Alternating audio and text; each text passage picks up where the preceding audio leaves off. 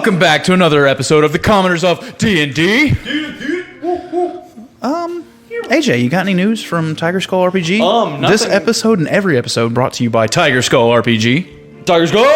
Tiger Skull. Yeah, I don't think any specific news, but as always, you can use our code Commoners30 to get 30% off everything in the store at TigerSkullRPG.com.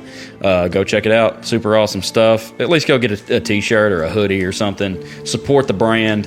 Build the brand.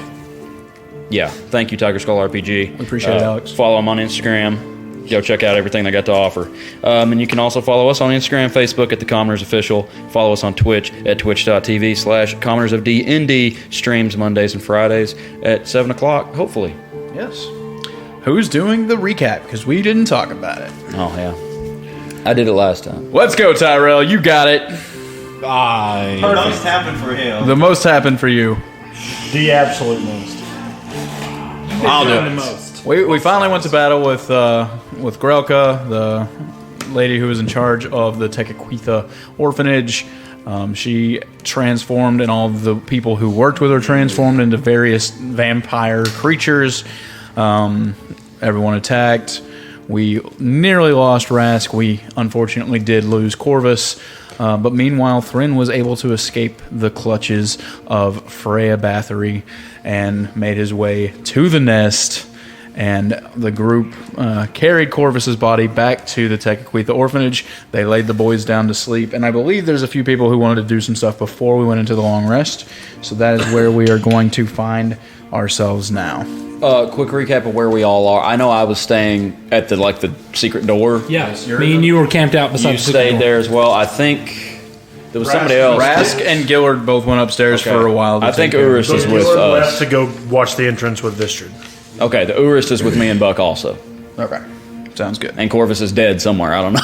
Where is Corvus? I think we left his body in like the office area. Okay, so he's with us. There was too. multiple offices. Y'all could have easily put him close by. We'll just say he's in the room with us. There was no sense of carrying him through there. Okay. So, while we're watching the entrance, just sitting there taking in everything that had literally just happened 3 weeks ago. Gillard's just sitting there thinking about things, and Vistrid, why'd you join the Inkling? It's kind of simple, actually. You know, a lot of my kind, you know, us dwarves, a lot of us kind of feel uneasy out in the open. That's why, you know, a lot of our cities are underground or, you know, inside mountains or, but like, I like getting out. I like being out in the forests and the trees, and frankly, there's just not a whole lot of jobs there that got me outside. So I just became a scout for the Inkling. So nothing to do with the Empire or anything like that? No, you know, really, us dwarves are pretty sheltered from it. You know, it didn't really impact most of us that much. Okay. Yeah, I don't know much about dwarven life myself. I mean, I know dwarves, obviously you and Urs, and I think there are others, you know, that I've worked with. Definitely had to train some in my time at the academy. I don't know. I guess just so much just happened. I just didn't really know what really brought you here, and I guess, you know, never really took time to ask you. Yeah, I just wondered what grounded you to make like all the things that we have to see just like okay for you. Well, really, it's, again, I like getting out. I like... Well, we're in the city now. You're more here because of your reason for joining than being out in the world. As horrible as some of the things that we've seen, it's still an adventure. And I know this sounds horrible, but I would still rather be here doing this than living under the mountain.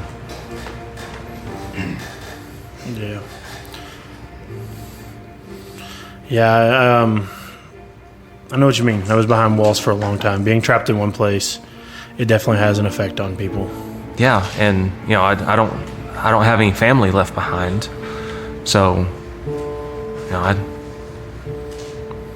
would still rather be here doing this with all of you than just living under the mountain, hidden away.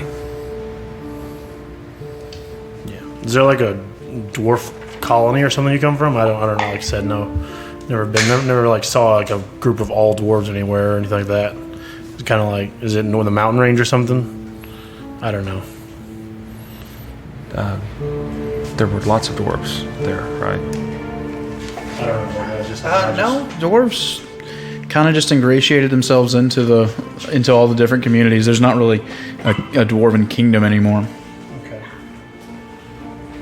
Yeah, so I got some lore wrong.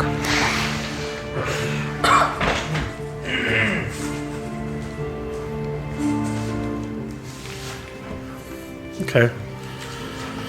Yeah. Well, I don't know. I guess I'm just. Yeah, I know why I'm here. I know why I'm doing this, and I don't know. I guess I just didn't really. Things happen so fast. When you joined and it was the mission, I feel like I've been staring the mission down so long in my life that I haven't actually taken the time to really see what's going on around me. I think anytime I have done that, it's always given me so many regrets in the future. Well, I know you were undercover in the academy for a really long time. Oh yeah, almost 10 years. What brought you to the Inkling before that? Well, Skiller kind of looks around just to make sure that there's not any other people around. Make a check. Okay, cool. 1 D&D, that's going to make a difference. Because if I roll a nat 20, something has to happen, Seth. Anyway, sorry, back to the camera. Well, I don't know. My past is kind of a strained experience for me. I don't really remember anything before 10, 15 years ago. Well, not 10, but about 12, 15 years ago. I found myself in a really bad place. I was on the brink of dying, and I don't have any memory before that. I don't really know what I did that got me in that situation. I don't know, what my my teenage years or young 20s. I don't know. But I was trying to repay a debt to someone who passed away that helped me, and some stuff happened in a small town. And I thought I was helping the right side. I was helping the good guys, is what I thought, what I told myself. And kind of found myself looking around after I fought beside these people. I killed the invading force, the I don't remember what they called, terrorists. I helped run them back. Insurgents. Yeah, I helped run them off. They were trying to take over the town, and I protected this town. And found myself seeing the town being oppressed by the very, very black cloaks that were defending it. I had received high praise from their major that was there defending it, and found that everything that I'd done to try to like even the scales from the person that helped me, I had messed up. I put these people back in danger. From what I could gather, the insurrectionists were basically liberators. So I just kept finding myself running from wrong thing to wrong thing. So I eventually tracked them down, and I turned out to be Dalinar and his people. They, as far as I know, don't know that I fought against them.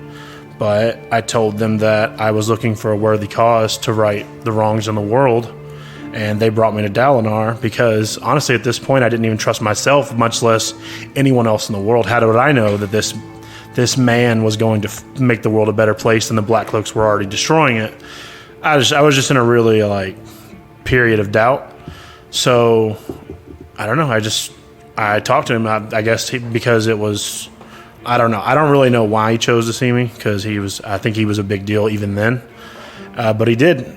And I liked what he had to say, and as was a time in my life where the only decisions I'd made to hurt people so much that I felt like this is somebody that I can follow, and I don't have to worry about my decisions hurting people because his decisions are the right decision. We got into Quincy and Buck and them and me and everybody, all of the Rask was involved.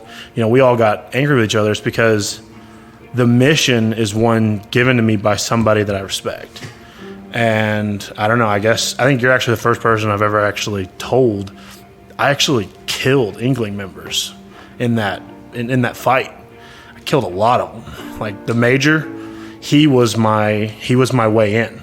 It was why I took what the Inkling considered to be a suicide mission, because I knew I had a way in. And I knew that because that Major ended up going to the academy afterwards. That was one of the last things one of the last things he had told me before he left that town, was that if I ever wanted to join the Black Cloaks officially, because I was basically a militia member. That's the way they observed my inclusion. They allowed me to help because they saw I was killing the bad guys, the Inkling members. So I guess I just the weight of that weighed on me. I was just too afraid to admit it to Dalinar or to the other members, because I could have killed their friends, their family members. And when that mission came up, it was the only right choice.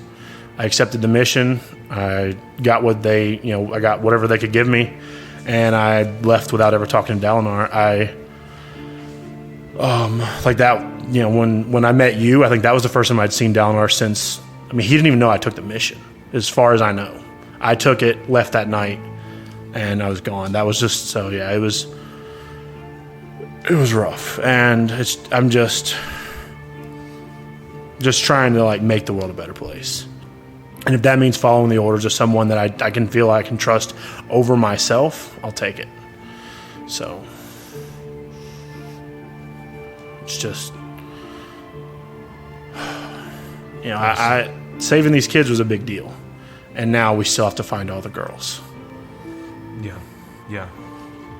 But in the meantime, we have a war to fight. What are we going to do with these 23 kids that we're now responsible for?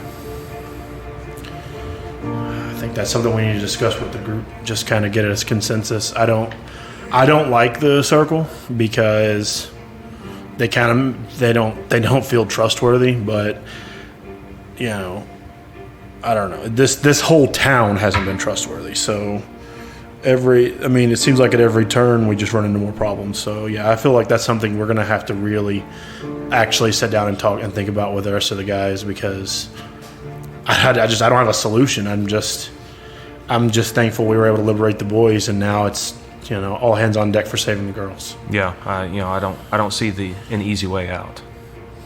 No, this is not. It's not getting easier. Every path is just further in, deeper. Yeah. Well, I appreciate you talking to me, because things just move so fast.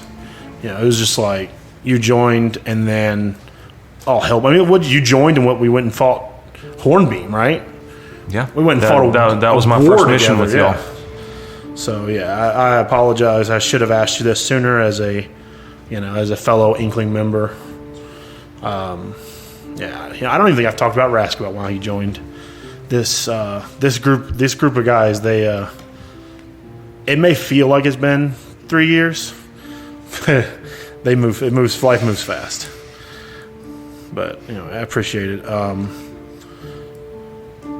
Let's just hope no one comes to this door tonight.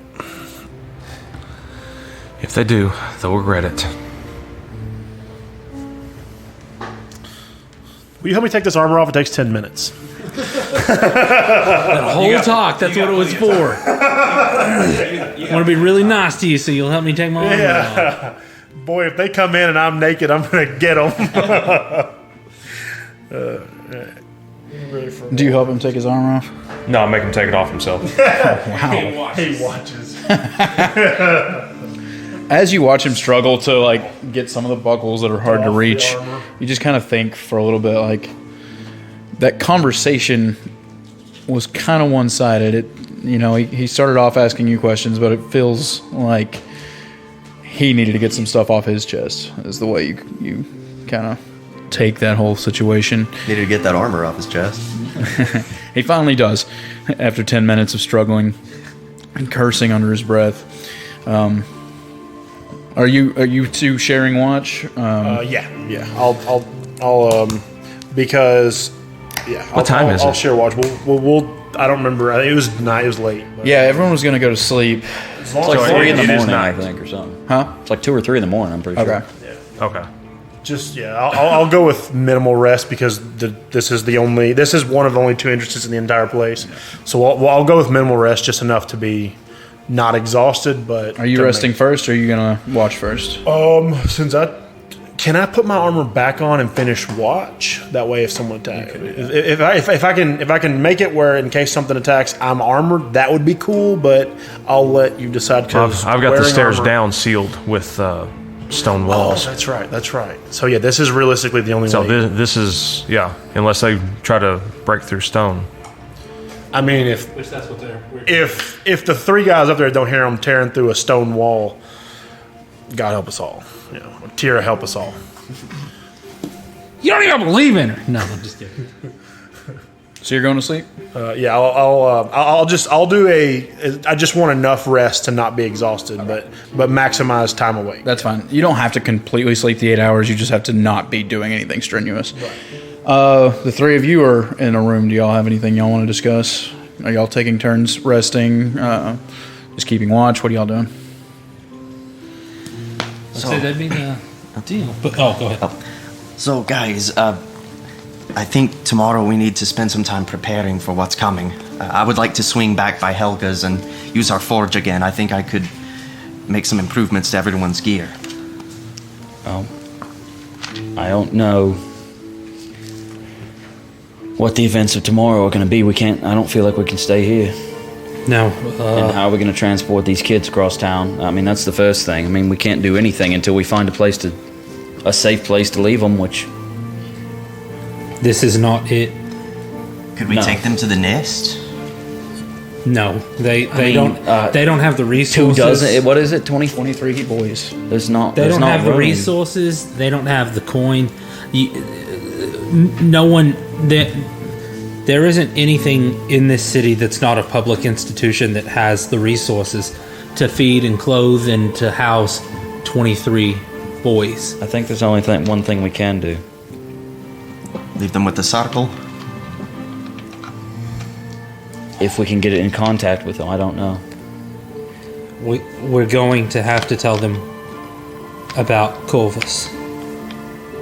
Yeah, if we can get in contact. I mean, we know where We know where we know where we dropped Dewberry. So if there's someone there, maybe they would have an idea. I mean, we saved these children from being eaten. Essentially, We've given them some type of future.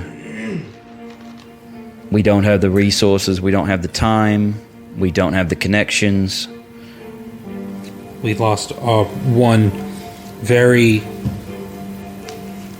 very fragile connection to any part of any sort of resistance around here.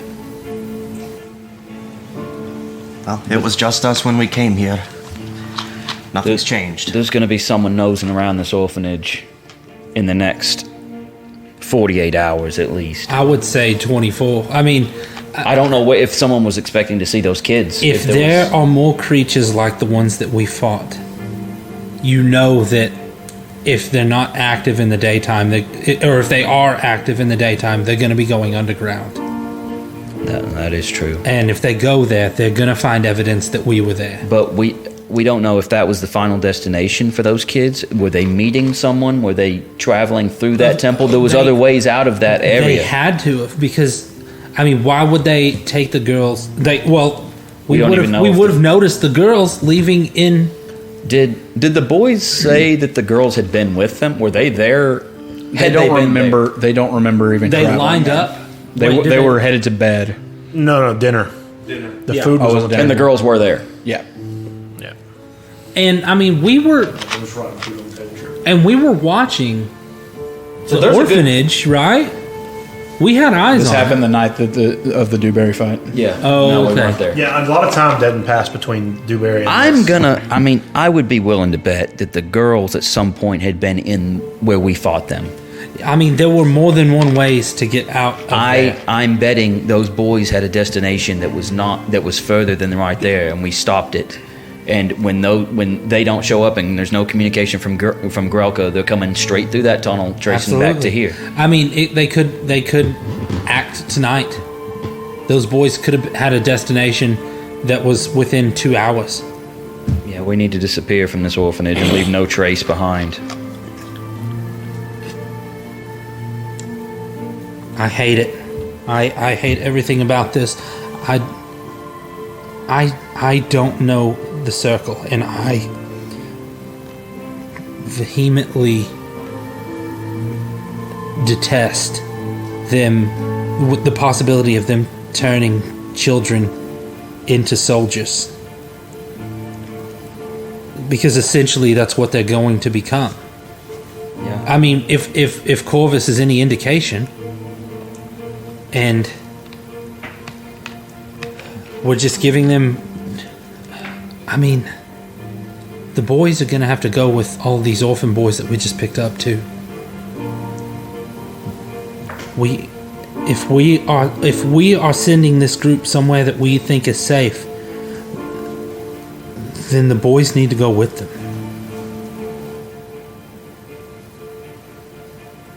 Yeah. And it breaks my heart. We don't know what the circle's about. No. I want to know these people. I want to know that they're doing the right thing. Sometimes in war, there is no right choice. We just have to do what we can with what we have. There's a lesser of two evils, Buck. But that's the thing. How do we... I'm so worried that this is not a lesser evil. There's always a chance. I think we need... I mean, we can take him to Corvus's house and stash him there, but There's not enough room. Not to mention going. Well, there's enough room for a day to just sit around 25 while we go boys. talk to the circle or something. But that's... Yeah, I mean, you're right. That's enough for a temporary time, but... We can't get them across You know town. these young boys, they're going to get stir crazy. They're going to try to go off. Yeah, they would leave immediately, probably. I figure the only reason that Grelka was able to keep her hand on him so much is the discipline, the fear that she instilled, and quite possibly whatever it was that they were talking about when they lined up for dinner and forgot everything from then to where we picked them up. Which is possibly the same type of thing happening to Thren right now. I hope he's okay. We'll get him out of there. We have to. I haven't heard from him What if in that tunnel leads a couple days. right under the castle? There's a chance of that, and we could use it as a point of access. Yeah, didn't you mention in that session before that it seemed like the tunnel was going Y'all towards made that assumption. Y'all have no clue if that's right or not. There was another door out at the Y'all top did of not those go stairs. looking up high enough. You don't know. I thought I went to the top of the stairs. The top of the stairs was a big dais area, and like down the way, and it curved up so you can't see where it goes, and no, you wouldn't go any further And we down. also knew that the other two there was another long creatures, pathway after that. the other two creatures came out from somewhere. They came from somewhere. We don't know where, if they were already in the room, Okay. but we know they came from somewhere. There was probably other ways out of there. I thought I. There was at least one hallway back there. Okay. You might have seen the hallway. You didn't go very far down it. if you Okay. went. Yeah, I wasn't trying to go down it. I just had. I was thinking I had seen a way through. But if we are already 2 men down, Corvus and Thren, and that down there was horrifying. Yeah. What are we doing here, guys? We're We're putting an end to this. not ready. Corvus that could have easily been one of us. It almost was. That was very nearly Thren. You mean Rask? I mean Rask. Thren. I got Thren on the brain. Sorry, guys. That could have been any one of us. Thank Tira it wasn't. Think Tira wasn't more. Thank God it was Corvus. It was just Corvus. That's how we would feel. I mean, at least it wasn't more. Corvus might have a really good idea right now. Huh? Corvus might have a really good idea right now if he had made it. Oh, I thought you were saying he might have a good idea being dead and all. Getting himself killed sounds like a really good idea. Maybe he can ask Tira himself. Oh, that's right. She doesn't want him there. Jeez. I mean, I think a couple of us, as early as possible, try to make contact with the Circle. Yeah. And just to at least let them know what's going on. And If it's all right, I mean, I think we all have the same suspicions. You know, it's just some in the group are more willing to forego those suspicions because we are out of options. But what I'm getting at is, who do we send to go there? to the Circle? Yeah. It can't be all of us, right? Right. That would be Right. overwhelming. And Not Rask. He can stay with the kids. yeah, Rask. I mean, maybe just Rask stay here. I mean, he can handle it. He entertains them. Kyle's not here, by the way. That's a good cover. Kyle will protect this whole fortress. I wouldn't want to. Bare hands. I wouldn't really want to go without Gillard. He's an imposing figure. Absolutely. Dustin is also not here. in mind. In body, he's here. Maybe. What if we just went now? Me and you. And I don't think that's a good idea tonight. Let's try and get some rest first. I mean, I'm not hurt.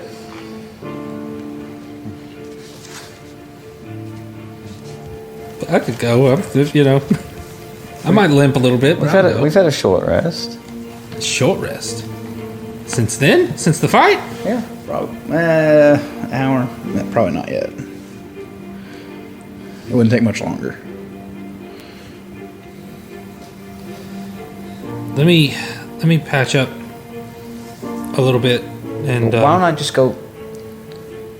Why don't I ask? I could go ask Gillard and Vistrid if they think that would be a bad idea. Like, we're gonna have to split up in some way anyway to leave somebody here with the kids. We might as well do it at night when, now might be the best time. yeah, when Strike, yeah. the kids are sleeping. You Yeah, know? you're right. And I think we ought to take Corvus. Yeah, we can take Corvus. I mean, I just don't know. I to think show Vistrid had an idea to bury him, but I don't know if that's a great idea either. We really shouldn't be carrying a dead body around in the street. Especially one that's ripped in half. Well, he's bundled. We've bundled him. I mean, there wouldn't be many people out in this. That's what I'm thinking. That's exactly. If we're going to take him somewhere. How far is it to the upper limits where we know that safe house is? Was that safe house in the upper limits? Yeah. It Okay. was on the edge, I think. It was close to. Yeah, it was not too far from. I don't feel like that's that far from Dewberry's here, house. is it? I don't remember which direction y'all went when. I want to say y'all it fought took that. Buck like an hour almost to get there from the nest. Wait, were you at the nest? No, he was at No, he was Corvus's at- house. Yeah, it which took was you like, which was not near. That is not in the upper limits, though. No, that's as far from the upper limits as you can get, I thought. Kind of. It's like our furthest area. It might. You might be just as far from the upper limits here as you are. So we're from, east or west rather Where the than. Tanner and stuff and all that stuff was about the furthest away in like the corner No, of the city. I That's thought you further were at past the. Corvus's house with the kids because you left. Corvus house not in the upper limits. Oh, I thought it was. No, it's in like No, it's in the It's courtyard near- of the churches. it's in like Commonville. Yeah, What's in the? Okay, I must have missed something. What's in the upper limits then? that's where Dewberry's mansion was. That's where the bourgeoisie hang out. So we're probably an hour from there then. Probably. So we're looking at a minimum of 2 hours. Minimum. I mean, well, we're gonna have to talk to him. So 2.5 hours before. Let's go talk to Gillard before he gets to sleep and talk to Vistrid. Okay. I don't think there's any need in guarding this door anyway. Well, I think it's worth keeping an ear out. Oh yeah, for sure, yeah. Okay, we're gonna go Boris, up would you there. mind staying here while we go and... I'll keep an eye out. I appreciate that. We're going to talk to Gillard and Yep, Fisher. it's just a couple of turns in the hallway. They still struggling with his arm. And now at this point, he's kind of sat down and is almost nodding off.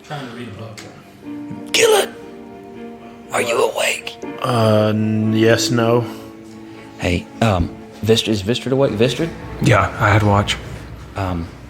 So we have maybe what could be possibly a crazy idea. I don't know, but we feel like we need to make contact with the Circle, and we thought maybe now would be better than later.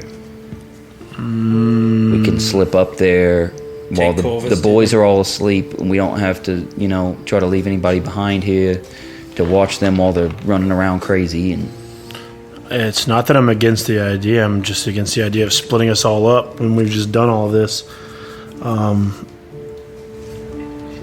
Yeah, I feel like when It looks like he's going to fall apart. Emotionally, yeah, totally. I mean, I am about to physically. fall apart emotionally. Physically, I'm in my prime, though. Vistrid, were you saying something? when wherever those kids were supposed to be doesn't receive their next shipment of kids, I think stuff is going to start happening real fast. Yeah, that's what we were talking So about. I think it may be better to try to go ahead and move now and get things set up. I mean, are we going to move? Are we going to try to move 23 kids in the middle of the No, I afternoon? don't think right now, but No, I mean, that's our options are we move them tonight. I like moving the kids, but I don't like moving the kids right now. They've been standing in a corner for the last day, in a daze. All the kids were starving and exhausted. I don't think it's a good idea to no, go I with think the we kids just make contact with the Circle now. I mean, just to know if that's even an option, or Yeah, we gotta know our next move. We gotta figure out. I our mean, next. maybe they don't want 23 kids. I mean, I don't necessarily agree with them going there, but since I don't have a better option, I'm not exactly I going to mean, stand have you against thought it. anything about that, Gillard? I don't know what we're gonna do. I'm glad we saved them, but I don't know. Quincy and I can go right now. Be back before dawn and try to get some rest. And we could even, we could take Urist and one of you guys watch the back door. And If you're confident, I'm not going to stop you, but we need people here because we don't know how soon of a response they're expecting. do you have that bird back? That message Yeah, it's bird? in the. Well, what distance does a bag of sharing have? Did we ever say? I don't remember. I think we were on the fence between whatever it's supposed to have and infinite. I think I'll just give you it's all like infinite. 300 feet. Okay, so- No, because that way, if anybody stole a fanny pack, they have access to everything we have in the bag. Well, don't lose a fanny pack. Wait, if we put one of the fanny There's a packs limit in on the it. bag, I feel like it's 300 feet. That kind of is what my mind came back to. 300 feet.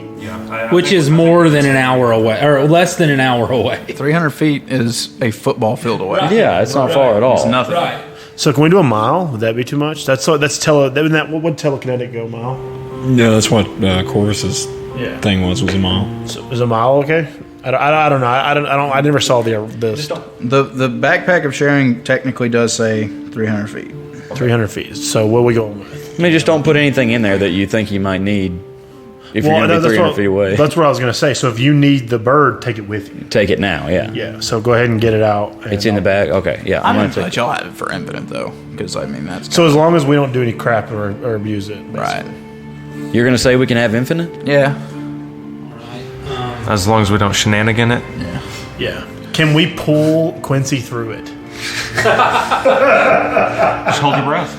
Could he fit through a fanny pack opening? Is how small is Quincy? His head could. Hello, guys. How are we?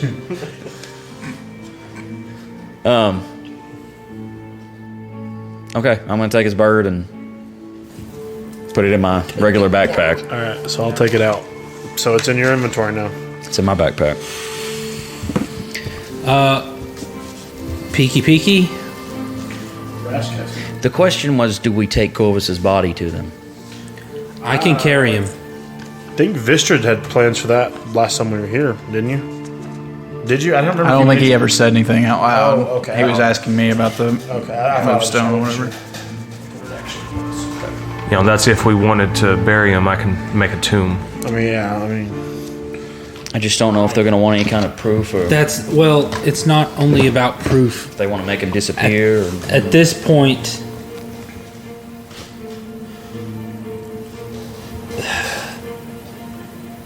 I don't want his body to be of any kind of use to the Bathories. Speaking of, what were those things? What? I've never seen monsters like that before in my life. I don't know. Or not temp, but hit dice. If we're counting this as a short rest. Probably by the time y'all finish this conversation, and you'll have had a short rest. Sure. Okay. no, we took a short rest while he made dinner for the kids because they had. Oh yeah, true. Okay. Yeah, we took a short rest already. No worries. No, this is a long rest, which those of you that got beat up, Rask being the biggest one, you don't get your health points back unless you actually successfully have a long rest. That's what I'm worried about with you. Right. If you got hit, you won't get those back The, unless the necrotic attack. you need a long rest to get those hit Did you points get? back. Did you lose hit points? Oh yeah. You lost your Yeah, maximum. 39. You lost maximum. I lost 39 maximum. And if you spend all night traveling, you have to take a real long rest to get those back. Well, maybe- not a traveling long. Maybe Buck. Maybe you should stay here then. Which in game sounds like you look really tired. Maybe. And- like I'm really pale because I lost a lot of blood. And in game, the DM can be like, roll for exhaustion. Gillard, Yeah, I know exhaustion is definitely on the table. Gillard, what if maybe you should But go I with just us don't- instead? Me, you, and Urst. I I mean, Buck, it's not. I mean, if it's not going to be safe and you're going to be exhausted tomorrow, Visser, do you think you can man the? Because this entrance right here is the one I'm worried about. The stone wall, I feel confident in it, but at the same time, I feel like it would take them long enough to get through it that maybe we could do something. I don't know. But this door is literally they just blasted the door. What's the door? Is it just a wooden door? Yep. Heavy wooden door. It maybe? is heavy. Yep. Heavy wooden door. I mean, that's nothing for what we just fought down there in that. Tunnel. right? Yeah. So if y'all want to man the door and Viscerit's confident because it means basically, I'm sorry, Buck, you're beat all to hell. So that's why I'm worried about you going with Quincy. I'm not, like I said, I can't provide a solution, so I'm not going to turn down one that's in front of me when I can't provide any alternative. Will somebody at least be willing to ask a hard question to the circle? Yeah. Like what? I mean, I want to know if. I mean, I don't know if you guys are thinking any different than I am. I have a severe moral dilemma with these boys possibly becoming like, just little playthings for adult men to get their work done. Yeah, I understand where you're coming from. This isn't exactly a freedom movement. This is, from my perception, a shadow organization that operates alongside a shadowy government. So- Exactly. Or counter to a shadowy government. I mean, at least we know they're against. We have the same enemy.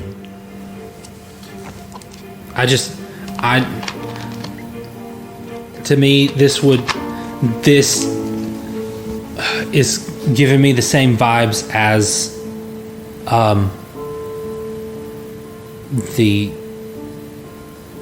what is it? Not the sightless eye, the Gouged eye. the gouged eye. I mean, if we were to deliver to them a number of soldiers, would that not be the same? Yeah. They were against Hornbeam. Yeah, you're right. You're right. Are we strengthening them to one day, first off, the horrific reality that we could eventually end up having to fight these children? Secondly, these children grow up into soldiers and oppress more of their countrymen under a new regime. Those are my two concerns. And it's not that I'm worried about fighting them for selfish reasons. They're innocent. I just don't They're know what just other children. option we have. Right. But that's just what I'm not saying don't do it. I'm saying when you go to talk to them, will somebody at least somehow If there was somewhere we could house them, no, it's not going to happen. I was going to say if we tell Dalinar to send reinforcements in a raft, we could get them out of here. They wouldn't be here for It's 2 weeks. 2 weeks. at least. unless we take out Oh wait. We teleported. Can he? Why didn't? No, we only teleported to No. Juniper Grove. So was there a reason we couldn't teleport straight here? no teleportation circle. Yeah, it was a teleportation circle, and she didn't have a corresponding teleport. I can't yet. well, But- we might know somebody who might have some sort of knowledge of it though. Who's that? What's the Crazy lady? Yeah. Is it Beatrice? Beatrix. I mean, that's what we've settled Beatrix on. might be able to get It's us an X. I texted it to myself. It's Okay. Beatrix. Beatrix was the The one gnome that had who owns that. I feel like it was She oddity knows- shop, magic shop that y'all and bought she stuff from. knows She knows Evelyn, and Evelyn made the teleportation circle. So for she us. has one here. No, we don't know that. Oh my Beatrix- goodness, that could possibly be a way. Beatrix has a shop. You assume that Evelyn does not have one here, or they would have just transported you here instead Exactly. of making you travel. Yeah, Evelyn if doesn't those have two one, are but- peers, the way that it's If kind of she been can presented. Prepare one for us, and Exactly. we can get coordinates to the other one. Exactly. Oh my goodness, This could we work. found a loophole. We could get the boys to the Inkling. But We could get them to Juniper Grove. we can get them to which Juniper is even Grove. better than getting them Yes. to the Inkling. Yes. Repopulate Juniper Grove with 23 children, all boys. 25. 25. Because yeah. the other two, yeah. This could possibly work. This could work. Do you still want to talk to the circle? I still want to talk to the circle. And tomorrow, after I'm rested, after I don't look like death warmed over, we can go. A couple of us can go and talk to Beatrix. Now we could all go. I mean, yeah, all of us could go. Yeah, I just didn't know if we wanted to move in a group. Yeah, I don't mind moving in. Well, And we the have- kids will still be here. Exactly. Yeah, it just had to be a couple of us. Yeah, but let's go to the circle. Let's go to where we know the circle is now. We can go into the cover of night. We won't take Corvus's body. That's too much of a hassle. I'm not against moving the kids to. So do we leave Corvus here when we leave? Did, I say whatever Vistrid Did has planned. Vistrid tell everybody what he got off of Corvus? Or no, you're here. No, but I don't know if you told me though. A way to get He's in talking and about out of making it Dewberry's to- house because Corvus has the deed. Does he have the key?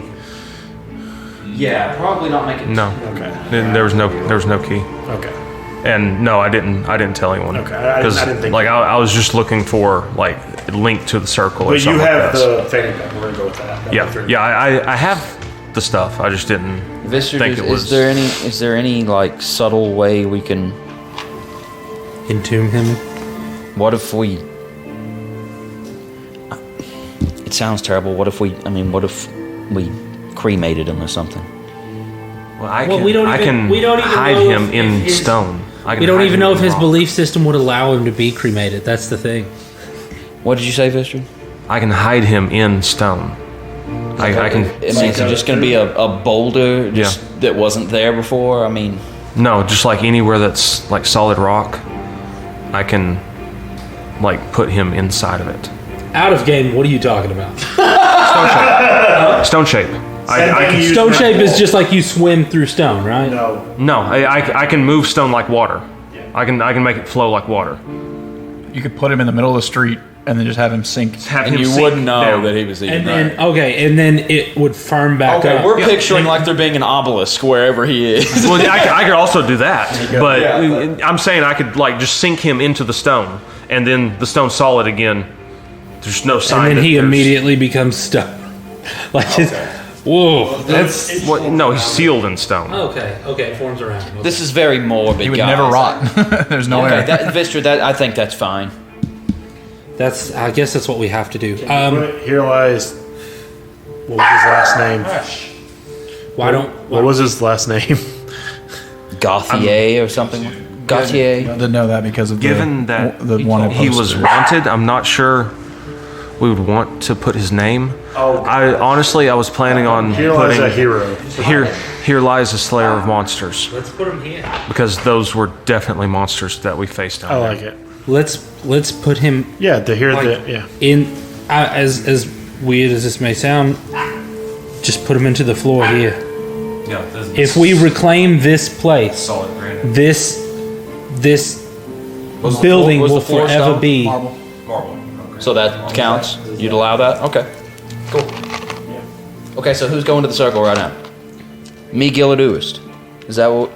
I mean, Oh, I didn't know Mr. Urs is upstairs. I didn't know if he was going to. No, he's just in the other room. Yeah, I'm in like the office. And Yeah, there's- I thought this was downstairs. Room was upstairs. No. Where we decided we were staying last game was right where the tunnel opened up. I think we talked about this last time. For some reason, I thought the room was upstairs and then went.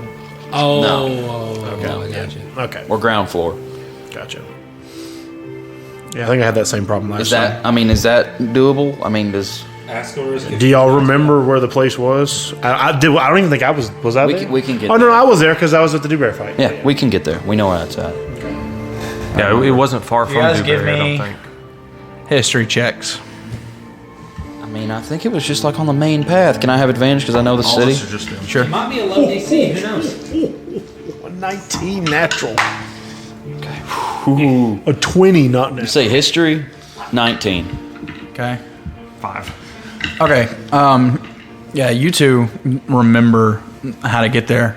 You also recall that Corvus had a special knock to get them to open the door. I'd say with a 20, even if it's not natural, you would remember the knock. For that night, at least. He was a telepath, so they could just say, "This is the Doodock." Okay. I'm gonna go. I think I remember the knock he did at the door. So Yeah, let's do it. the knock. Yeah, the 19 didn't give it. The 20 did. Wait, who had the 20? He had. Okay. I'll go natural get. 19 plus 1. Okay, Urus, here's what we decided. If you want to come out here with the rest of the group, sorry we left you in here. Me, you, if you would like to go, and Gillard are going to go to where Corvus left Dewberry's body. We know there's a safe house there, a way to get in touch with the circle, hopefully. If you want to go, we're going to go. Vistrid and Buck are going to watch the doors. Dewberry didn't die. And Rask. He was Dewberry, yeah, Dewberry wasn't there, Rask is sorry. upstairs. Rask is upstairs. They're going to watch the two doors down here. And we're going to hustle up there. If you want to go, Lewis, that's up to you. I'll go with you. Okay. Oh, hey, could I? You said we had a short rest, right? Can I use some hit die then? Yeah, how's Urus looking here? You're okay, aren't you? Yeah, they only got me like once. You I'm didn't not- lose a bunch of max health or anything, did you? No, Like Buck did? Okay. no, I'm pretty much fine. 30. I didn't realize Buck was soaking up so much damage. That's how many hit points I lost permanently. Yeah, that's what I'm saying. You know what I'm at, hit point wise? Probably still really high because you. 19! Yeah, I remember saying last game that I didn't realize how much you'd got hit. Yeah. All right, so Is you that three are actually leaving. Short rest recovery. Not yet, no. We're going out. We're going out the front door. All right. Perception check if I can. Buck, Quincy, Urust. no. No. Or Gillard. Gillard, sorry. Gillard, Quincy, Urus. Yes. Gillard, Quincy, Urust. Okay. I want to check before we go out the front door. You have to open it. There's no windows. Yeah, I'm just going to here. crack it. Okay. Give me a perception check.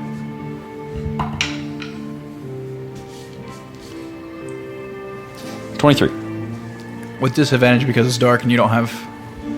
That's why God was a night was on my list. That's better. So still Okay. 23. All right, cool.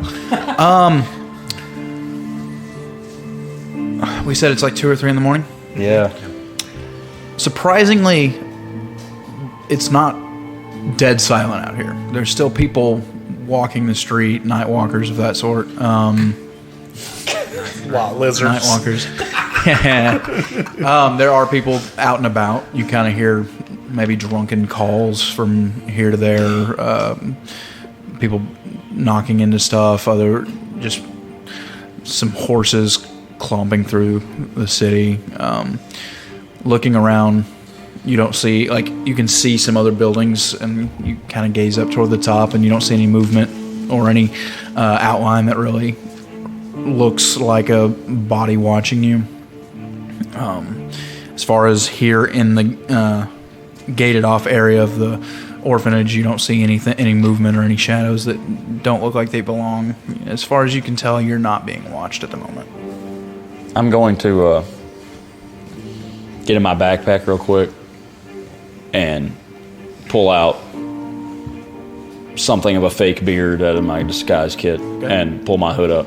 All right, give me a disguise self check or Disguise kit. disguise kit check. Yeah. 11 total. Okay. I'm in a hurry. You're being in a hurry. Yeah, it's you just plaster on a beard. It's dark, so you're not really too worried. You don't think it would take not much scrutiny up close would really. It wouldn't pass that, but from a distance, you feel like you look different. Okay. Gillard and Arist, are y'all wanting to have anything done to you, or? No, I'm more worried about time. Okay. All right. Let's roll. He can put his beard on while he's walking. Yeah. Okay. Y'all make y'all's way out the door. And you have the Raven, Give right? Buck and Vistor a nod as I go out. Do you still have the Raven, or do you want to leave it in the bag for now? Because if I'm going with you, Oh you'll, yeah, I'll put it back. I'll put it back in the fanny pack. then I'll leave it in there.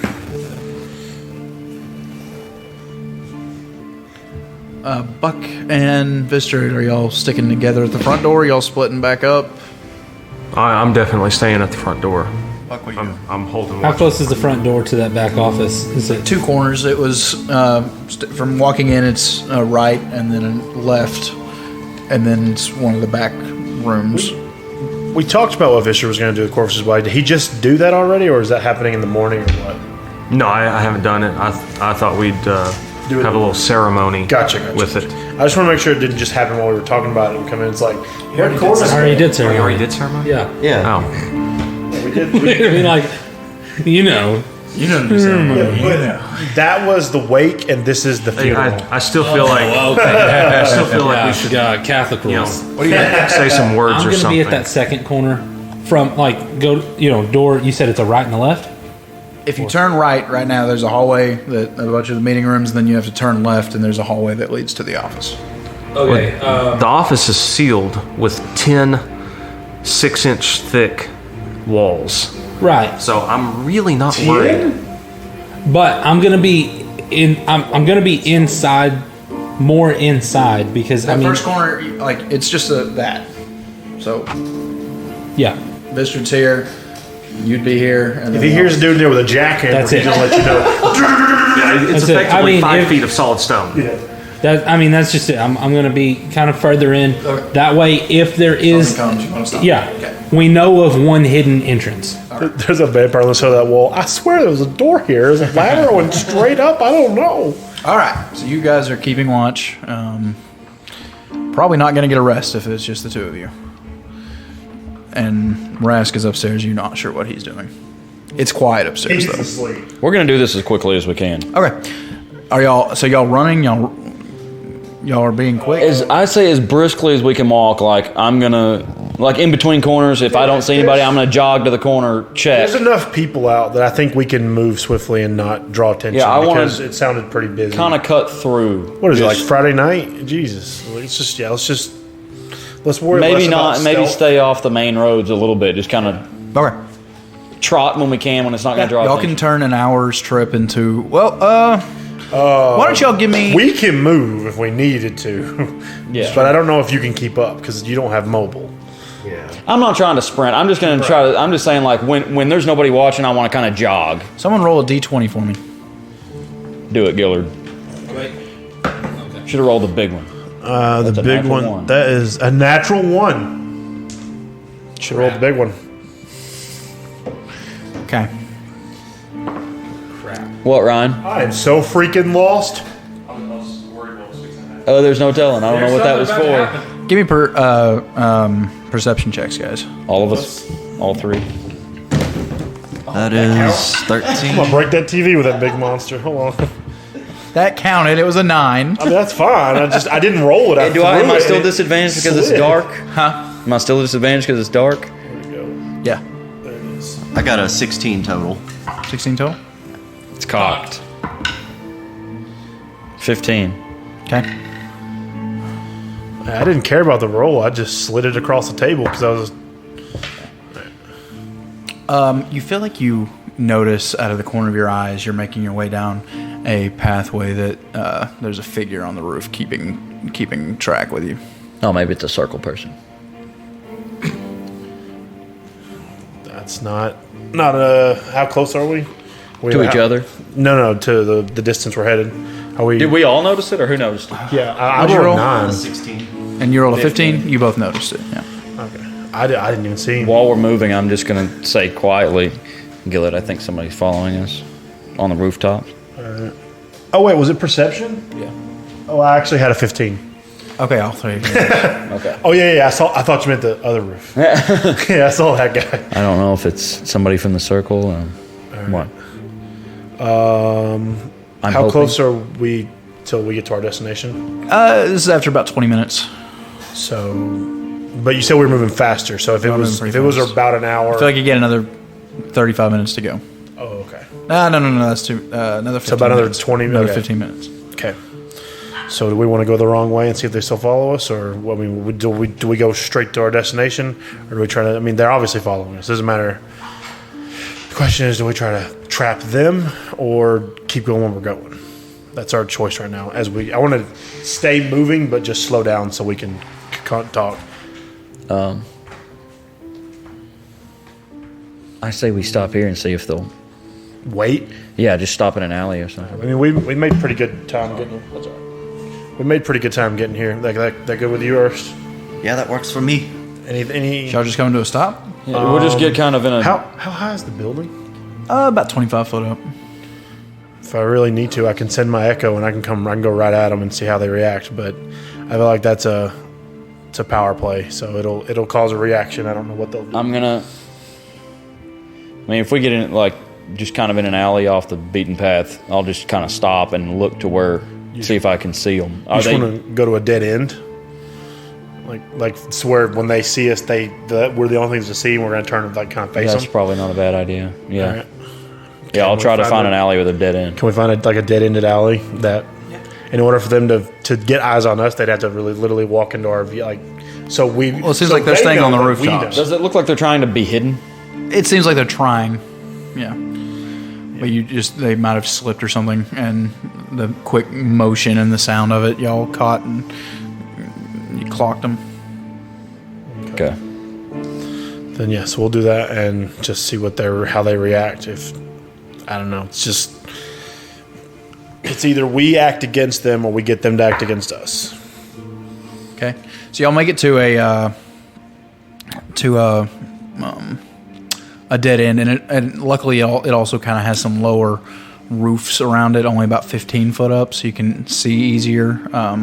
They're kind of spread out. It's a wider area.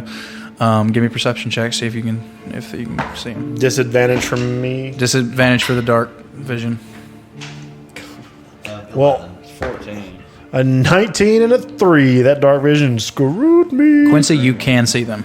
I can. Yes, they kind of came to a stop, and they're trying. They think that they're being smooth.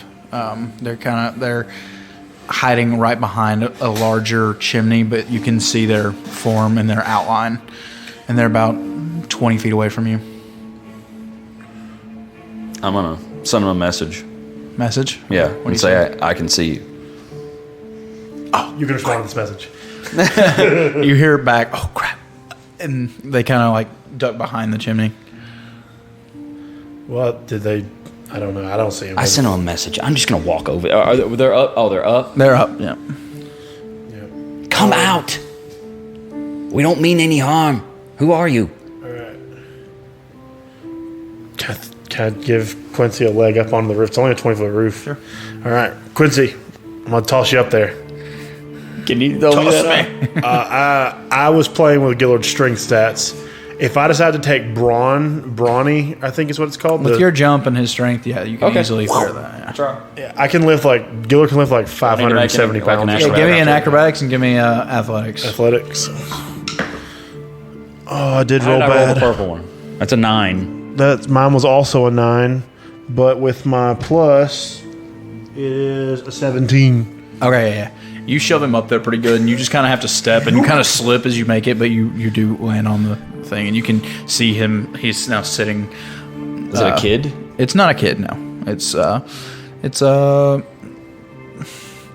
kind of a dark-skinned young man. Not a kid though. Young adult. Hey, So in this world, he's 18. 20, 22, something like that. Yeah. Seems to be human. He kind of stands up, comes around. He's cloaked. You see that there's a couple of daggers on the in lining of his cloak. Yeah, what can I do for you? why are you following us? Who are you? Just it's my job. Who do you work for?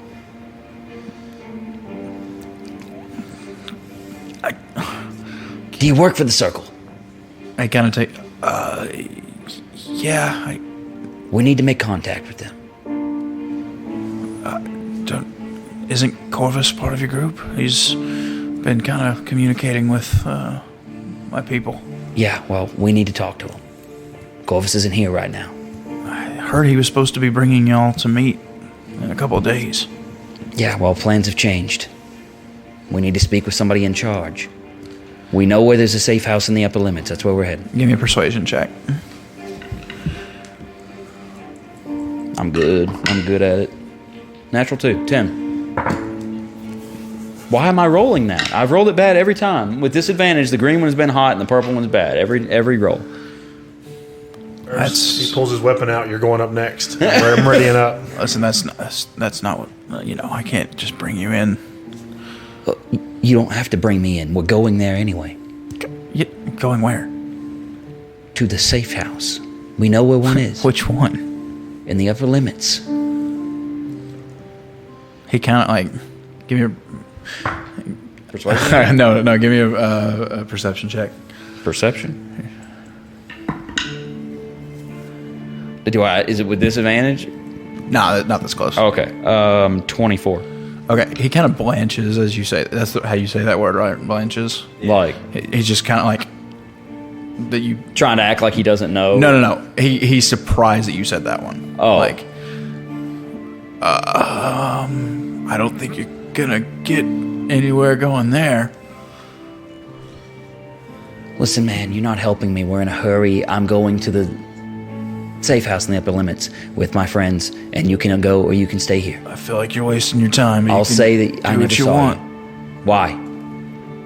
That's just a place that we just kind of meet up for things, and there's not gonna be anyone there. Insight check. Okay.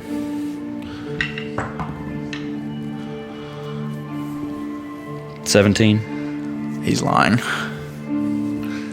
He's stuttering. He's stammering. The taken aback, like that you just happen to of all of the safe houses, you just happen to say that you're going to this one. He surprised him. Yeah, you feel like he's lying. I have no use for you. I'm gonna leave. I'm gonna jump back off the building. He curses a few times, and he just jumps down. With me? Yeah. Okay. I'm not taking you there, but I'm not supposed to leave you either, so. Okay, well, we'll pretend we never saw you. It's clear that you're new here. It's clear that you're trying to make a good impression. It's clear you're not very good at your job. You're above your station, kid. And Okay. as we walk off, I'm like, so what do you say, Quincy? I don't know. He's a newcomer. He's lying. He doesn't think we know what we're talking about. He's trying to hide things. He's trying to follow us, doing a horrible job. So really return on interest on that shadowy organization thing we were It's a talking about poor earlier. replacement for Corvus, if you ask me. Replacement for they don't know yet. Know what? Yeah, you'll find out, or you won't. I don't know. Probably above your pay grade. Let's see if you can keep up. Shadow. That's technically what he is. We're going to keep slipping through. Okay. Yeah. All right. Yeah. He keeps up with you. He's just ground level, stays with us. He's just sticking with you. He's quiet. Just seems like just a bad slip or something that let y'all see him. He seems pretty good. You get the feeling that he probably doesn't usually talk to his marks, though. Yeah, okay. The fact that you come up to him like that he was seen and that you just came and announced yourself really threw him off guard. But yeah, you make it to the upper limits. there's a few black cloaks around here that you kind of have to slip by, but it's not much of a trouble. And you do make it to the safe house. All right. Gilly, do you know the knock? Oh yeah. Before I do that, I look at the kid, the shadow, and I say, just so you know, you better be thanking Quincy here, because my first thought is that you were going to be a problem and we were going to deal with you. He suggested you might be from the circle, so that's why you didn't get attacked and you got a hello instead. And I'm going to do the knock. Am I good? Yep. I was like, please let me do a sleight of hand. That's my worst one. Performance check.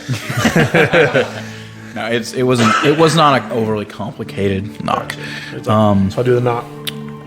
After a few minutes, it opens, and you see a female elf open the door, and she's also in kind of darker clothing and cloaked. Is this house lit? Does it look like there's or are they trying to look like nobody's there? It looks like there's no one. It looks abandoned. Okay. What can I do for you? We have a problem. Can we come in? I suppose. We were working with Corvus. We have news. If she doesn't know that, we're in the wrong place, Quincy. And she looks back at the young man and kind of, and he just looks embarrassed. She sighs exasperatedly. Come in. Come in. She starts tweeting angrily. Newcomers. SMH. This is why about us. This is why I don't work with outsiders. So unprofessional. Sid. Come in. She shoos the guy off, and he just kind of rolls his eyes and runs back into the darkness.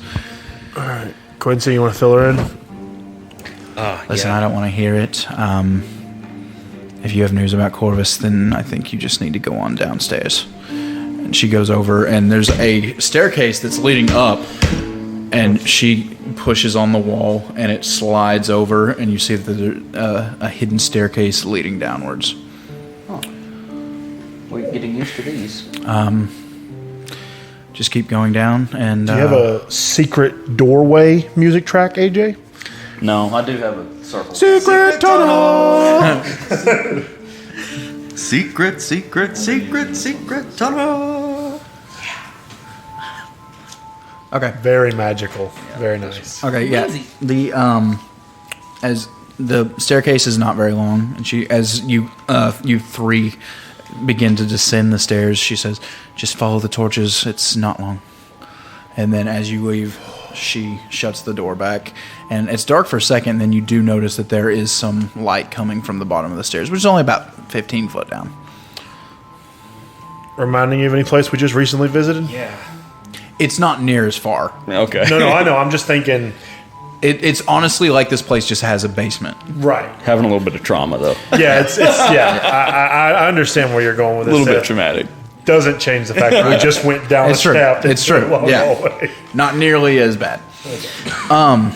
You do make it down to the bottom of the staircase, and there's just like a 10-foot hallway, and there's a torch at that, and it turns, and as you turn, it opens up into just an enormous room, and you see figures all over the place.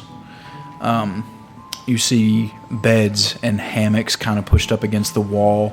You see some areas have been kind of small. What are the things that people like hide behind to get dressed? There's kind of screens that are like petitioning off certain areas that it seems like someone wanted more privacy. But overall, this is just an enormous room. There's quite a few pillars kind of holding up the weight of the ceiling, but it's very wide open. And in the middle, there's kind of a large chandelier that is sitting over 3 soft-looking lounging couches.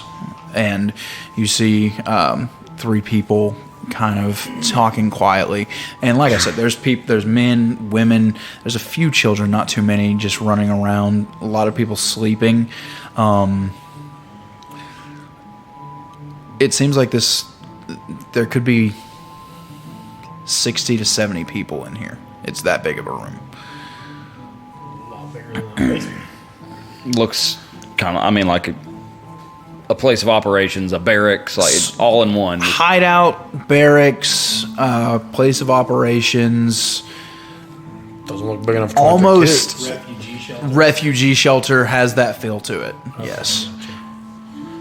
Like in a big old gymnasium. More of a tactical refugee. Like it's not just they're not taking in anyone, but it seems like they don't have anywhere else to put all of these people. Gotcha. So they Resistance base. almost Does it look like 23 more 23 more kids would want to? no. No. As you walk up to, you assume the torches kind of are.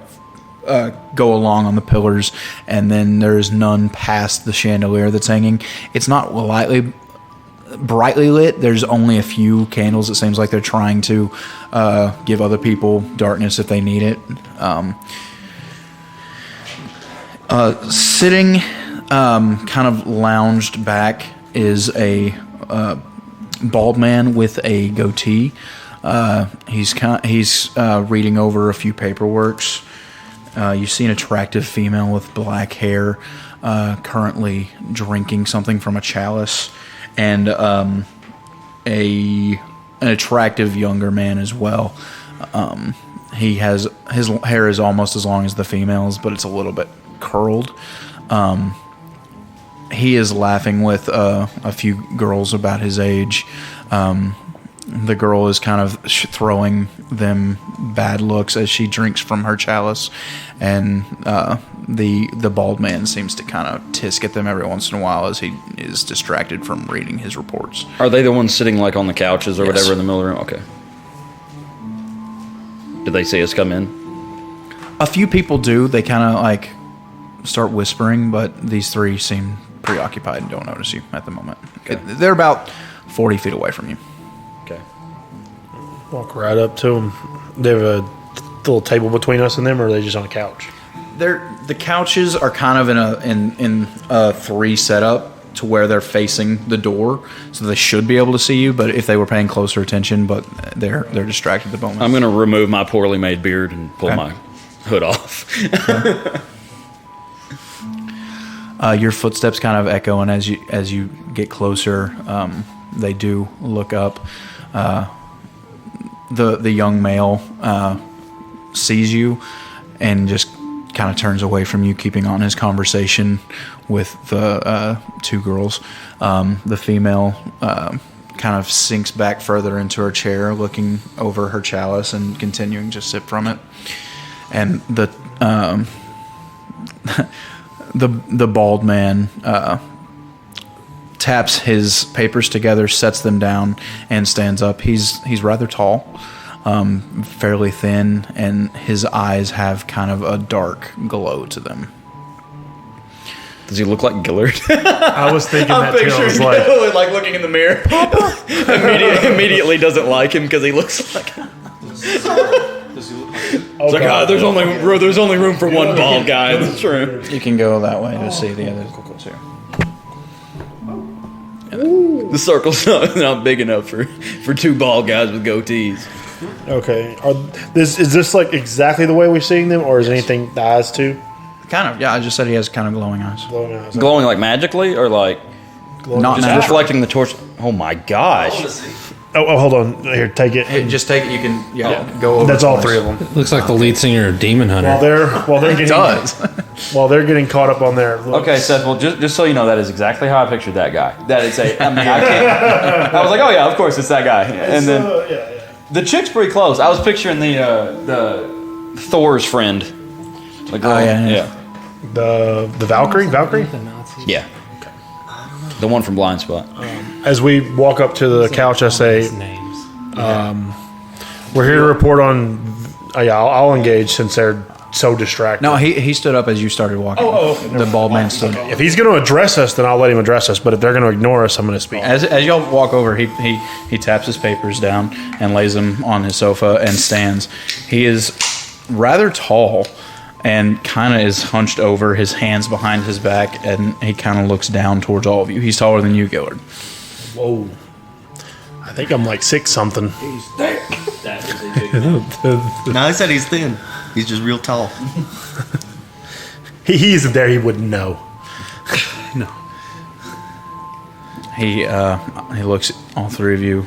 He gazes into each of your eyes before speaking. Welcome to the inner circle. I, and he says, bowing, am Vindrick Ashcroft.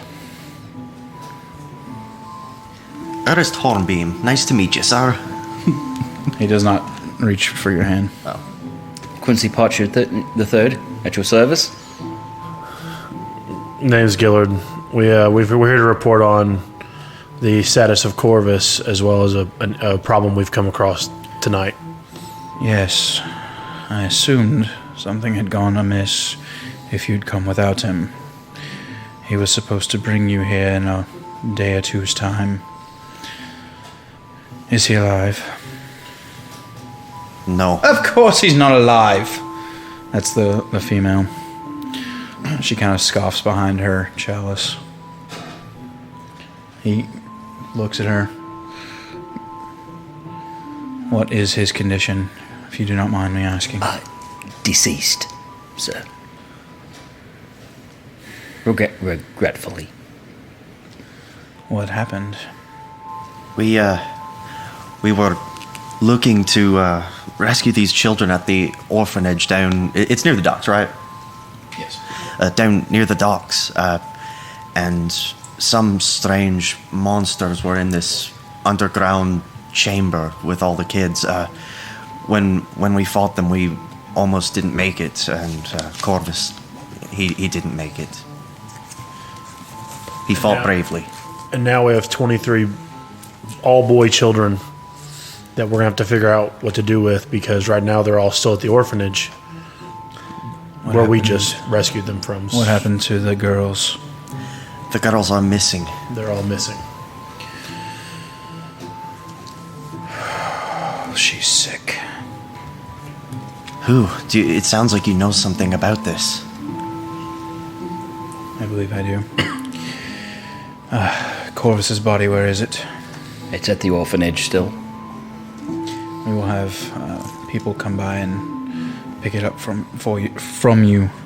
Well, that solves that problem. Sorry, Ron. I know you really wanted to make a tomb. He claps twice, and a couple of people bring chairs over for you. Please, be seated. And he sits back down. All right, take a seat. So do I. You see that the male is still preoccupied with his two female friends. They don't seem to be paying attention. He's not paying attention to us. He's there, like almost in a circle as we are here, but he is just kind of hugging them around the necks and giggling with them, and they're giggling back and just not paying you any attention.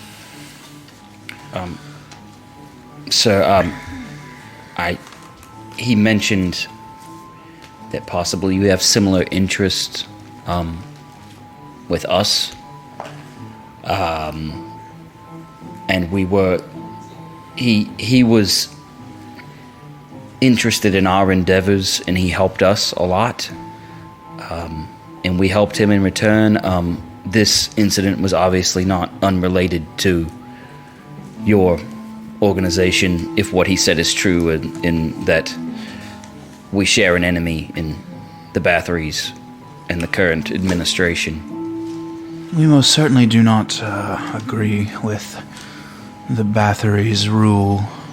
Well, this certainly was not just a willy-nilly happenstance. I mean, we were investigating the orphanage. We definitely see a connection between the orphanage and the Bathories, and we just came across... Do you know what sort of creatures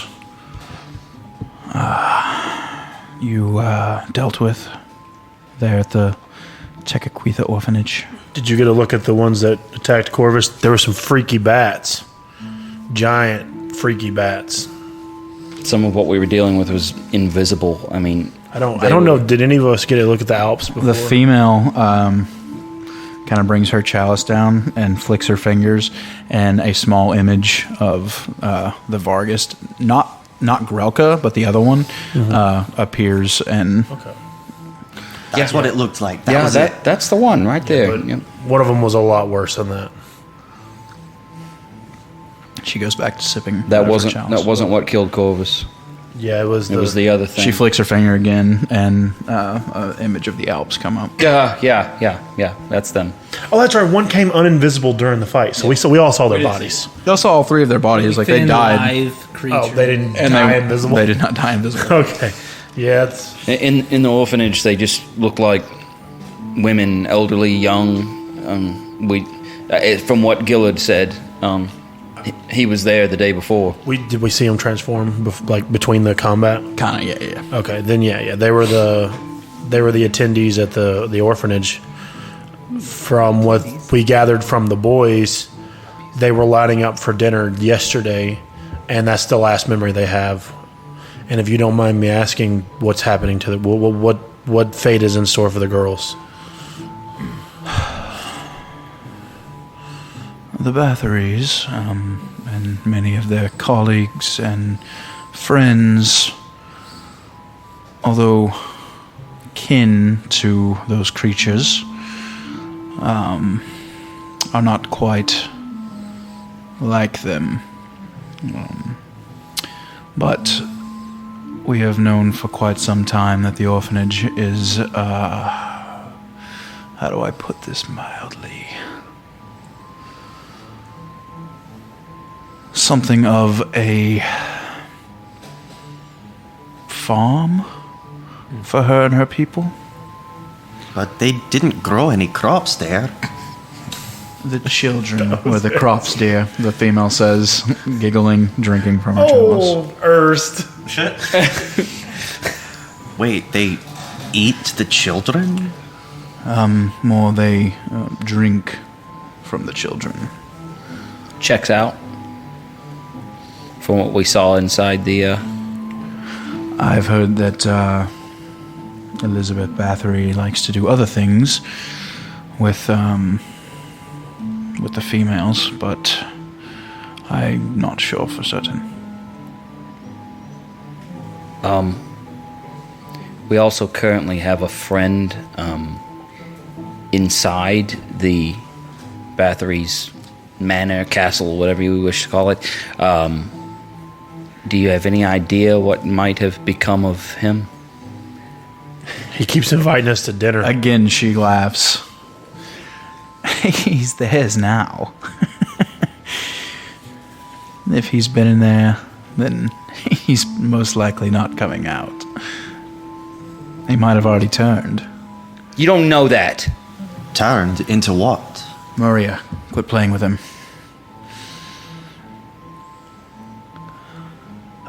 They are creatures known as vampires. I'm sure that you've heard of them. I think I heard stories as a child. I didn't think they were real. Unfortunately, he says, kind of laughing, they are very real. And the Bathory family is some of the oldest here in Palexia. That would explain how she stayed alive for so long. Indeed. Well, we were wondering if... I mean, what are we wondering, Gillett? I mean, we what wanted... exactly is the Circle's goal in this city? Why, we want to help in any way we can. You stopping Dewberry from taking all those hardworking people's money was just one of the many kind of things that we do. How far is your reach? I mean, is this it? No, this is not it. We have a few other settlements quite like this, but unfortunately we do not have any kind of numbers to pose much of a threat in open combat to the Bathories at this time. So, out of game, Did we tell Corvus we were from the Inkling, or did we tell Corvus we were here to help? Y'all did mention the Inkling at the same time as the talking about the gods. Oh, yeah, he overheard all that, and then we explained it all. I don't think he sent a letter. He also heard it whenever Quincy was talking about it too. That one time. Talking about the thing. Oh, that's true. That's true. When I was ranting? Yeah. Okay. So the question is, do I ask how much do they know about us? But that kind of opens the door to us being forced to tell them if they don't already know. All right, so we can go back. Does the regime know of your organization's existence? Do you have any type of... We are known. We are the vermin that they allow to live, if I am being honest. You think they could get rid of you if they wanted to? Is that what you're saying? They could try, but we could make enough noise that the city's different mirages and thinly veiled belief system would crumble around them, and they do not wish for that to happen at this time. Do you have any ideas or connections on any way we can get these kids out of here? Because we have an idea or two, but we were hoping maybe you could help. We didn't know if the children were of your interest or not. Once again, the Maria kind of quips up. Oh, yes, you could bring them here. We could have use of them. He kind of side glances at her. We could possibly train them, but we are not a daycare. We are not an orphanage. I completely understand. Completely understand it. We assumed that would be it. Silas, send one of them over here. And Silas kind of points. This is the male that was the long-haired dude. The longer-haired dude. Yeah, he is. He kind of motions away from himself, and one of the girls that he's been giggling with strolls over to Maria. Give me a perception check. All of us? Yeah. No, you're not there. I was looking for you. I thought he was reaching. Well, 10 total. 11. 19. You see that she kind of has a dazed look in her eye. Kind of like she's in a trance. Wait, who does? Who'd you say? The female that is walking over to Maria. That Silas kind of... Okay, yeah. she was sitting with Silas. She was one of the ones? Okay. Yeah. Crap, I didn't go to the thing where Thren went missing, did I? No. Didn't they say he had a dazed look before he walked away? Thren? No. Oh, okay. Thren walked away on his own accord. On his own accord, okay. The girl, Maria, kind of beckons the girl down, and the woman's body is kind of blocking, but you see that her hand kind of goes up around her neck, and she lifts her goblet up, and after a few moments, she hands her a small vial, which she drinks, and then goes back to Silas, and Maria begins drinking from her chalice once more. Did I happen to notice that the vial was red? The vial was red and had blue helixes kind of swimming around in it. It looked like a healing potion that you've all used. Oh, okay.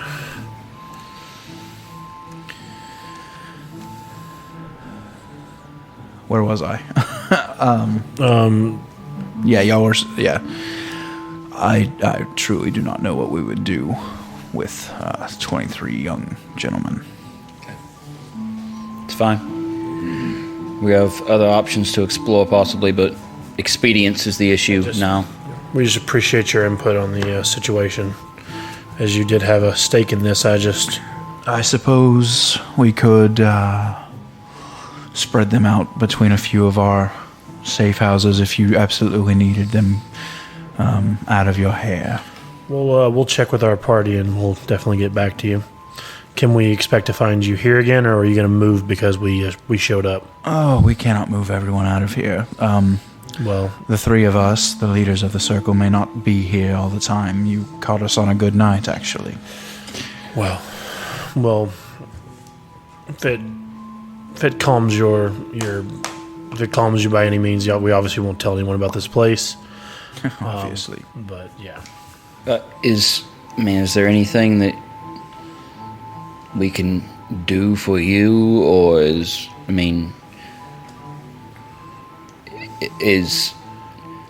could we exchange, anything to where we could use your help in the future, or do you just wish to cut ties? I will be honest with you. While Corvus was a friend to many here, and again Maria kind of laughs into her chalice, his mission was his own. I respected him enough that I gave him leash to do as he wished.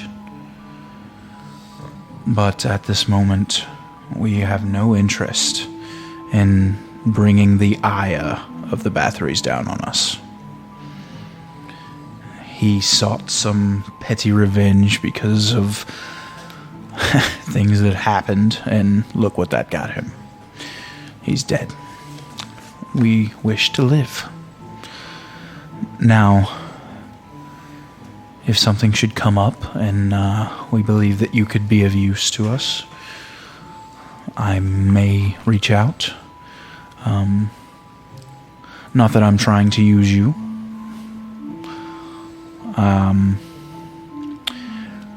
None of us would shed a tear if the Bathory suddenly disappeared. And it seemed from Corvus's letters to us that you were about that sort of business. Perhaps. You'll get no trouble from us, and as far as that regard goes. If we go to make a move on the Bathories in the future, do you think any of you could aid us in that conflict? Would you be willing? It depends on your plans and what is happening in the city. As I said, we do not wish to die. And if you're just going to run willy-nilly into their castle, into their stronghold, into their nest, then no, we will not be participating. That would be quite foolhardy. We don't have a plan as of yet, but we're all square. We don't owe you anything, correct? No. We're sorry that Corvus failed you. No, he didn't fail us. Well, we apologize for being unable to keep him alive. It's a dangerous world out there. It happens.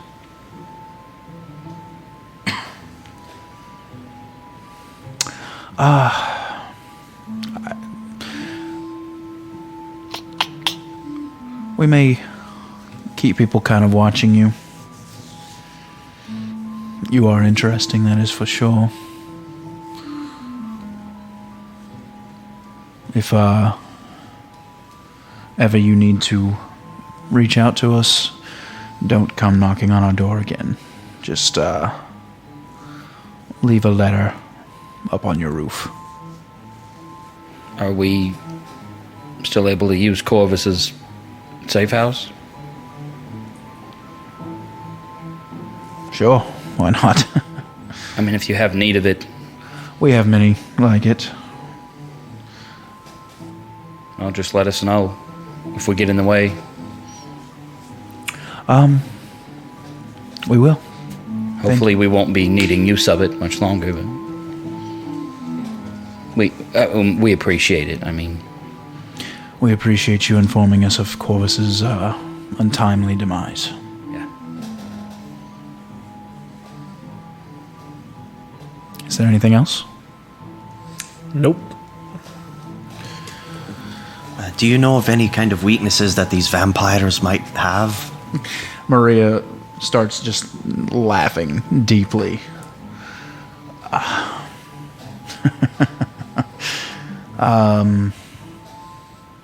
I would say that we have a few ideas, but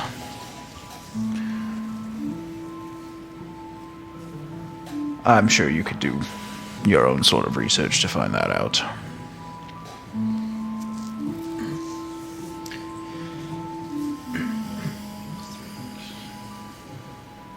You're not there. I'm asking from Anthony to. You're not there. Not Gillard. Would the tall guy, the main guy, Vendrick Not Ashcroft. are they vampires? That's just what I was asking. Have y'all seen a normal vampire? That's I don't the know. problem I'm having right now. Is there any kind of resemblance in the vibe here as in Bathory's Castle or in That's the why I was where asking we- about Thrin. where we fought the dudes? Turn the brakes. Okay, pause real quick. Okay. I don't know how much of that I'm going to cut out. No, it sounded like good conversation between y'all players. Yeah, it's fine. I cussed. He can beat that.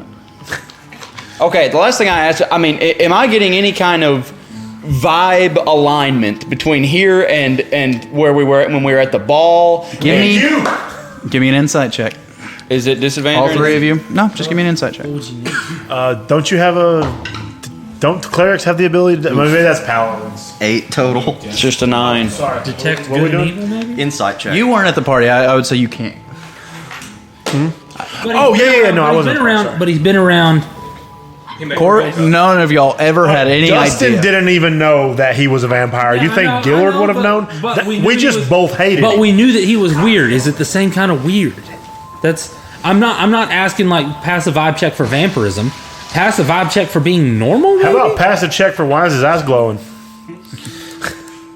Could just be a weird reflection. The vibe's off. That's all I know. Okay, Quincy is definitely ready to leave now. Yeah. It just clicked in Quincy's brain. This guy's abnormally tall. These people are pale. This chick's doing something with a potion. These people Not are in a a potion. trance. It was a potion. She gave her a potion. Of her blood. No, it was a healing potion. I told you it had the blue helixes. I know. We're failing the vibe check right now. Yeah. Okay, well, we appreciate everything you've done, all the information. We really do. We appreciate you taking care of Dewberry.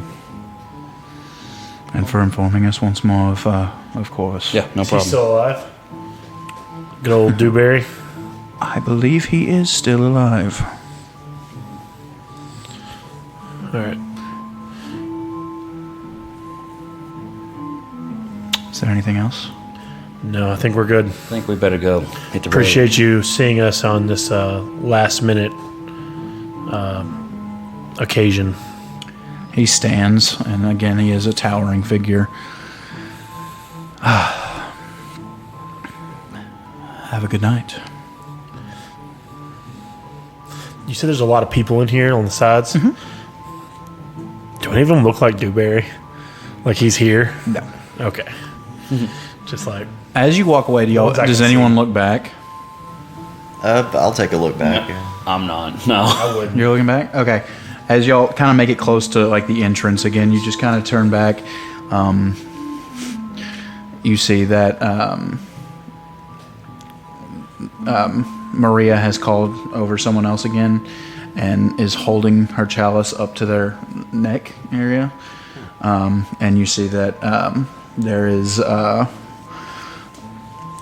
another figure, you can't tell if it's a male or a female, is kind of sitting on Ashcroft's lap, and he is, it seems as if he is kissing their neck. Ooh. Yeah, just kind of turn back and keep on going with the others. I'm about to throw up. Your crop thing is killing me, Cameron. So what? I can't believe you said that. They're not growing any plants there. That was hilarious. There's not even any crops there. Hey, I mean, she called it a farm. That's one of those times where like roll intelligence check and you choose to fail. I mean, my intelligence is only 12. So you guys make your way to the exit. No one approaches you. No one bothers you. No one. They're kind of watching as you walk past, but they're not chasing after you or anything. And you make it up the stairs. The female is there. She's kind of just sitting in the corner, reading through a book, and she just nods that you can leave. Okay, we're out. Okay. We're gonna give it a try. Get out the front door, Gillard's just gonna punch the hell out of a wall. boom. What was that about? They knew what was happening in the orphanage. They did nothing. They're not here to help the city. They're here to help themselves. Yeah, that's kind of the vibe I'm getting, Gillard. Yeah, I have to agree. And they also, I mean, I think they're just selfish. They're also freaking weird. Yeah, that was odd. I got very scared in there for a second. I don't You see trust how them. big he was? He would definitely be probably tough to take in a fight. I was less concerned with the three in front of us. After the recent events, I was more concerned with the room full of people behind us. Because if one thing has taught me, being outnumbered or being... Were we outnumbered? No, we were evenly numbered. It's it's all the ads in the back that gets you. But, yeah, no. Urus, did you see anything weird? I mean, anything we didn't see? I mean... When I looked back on our way out, that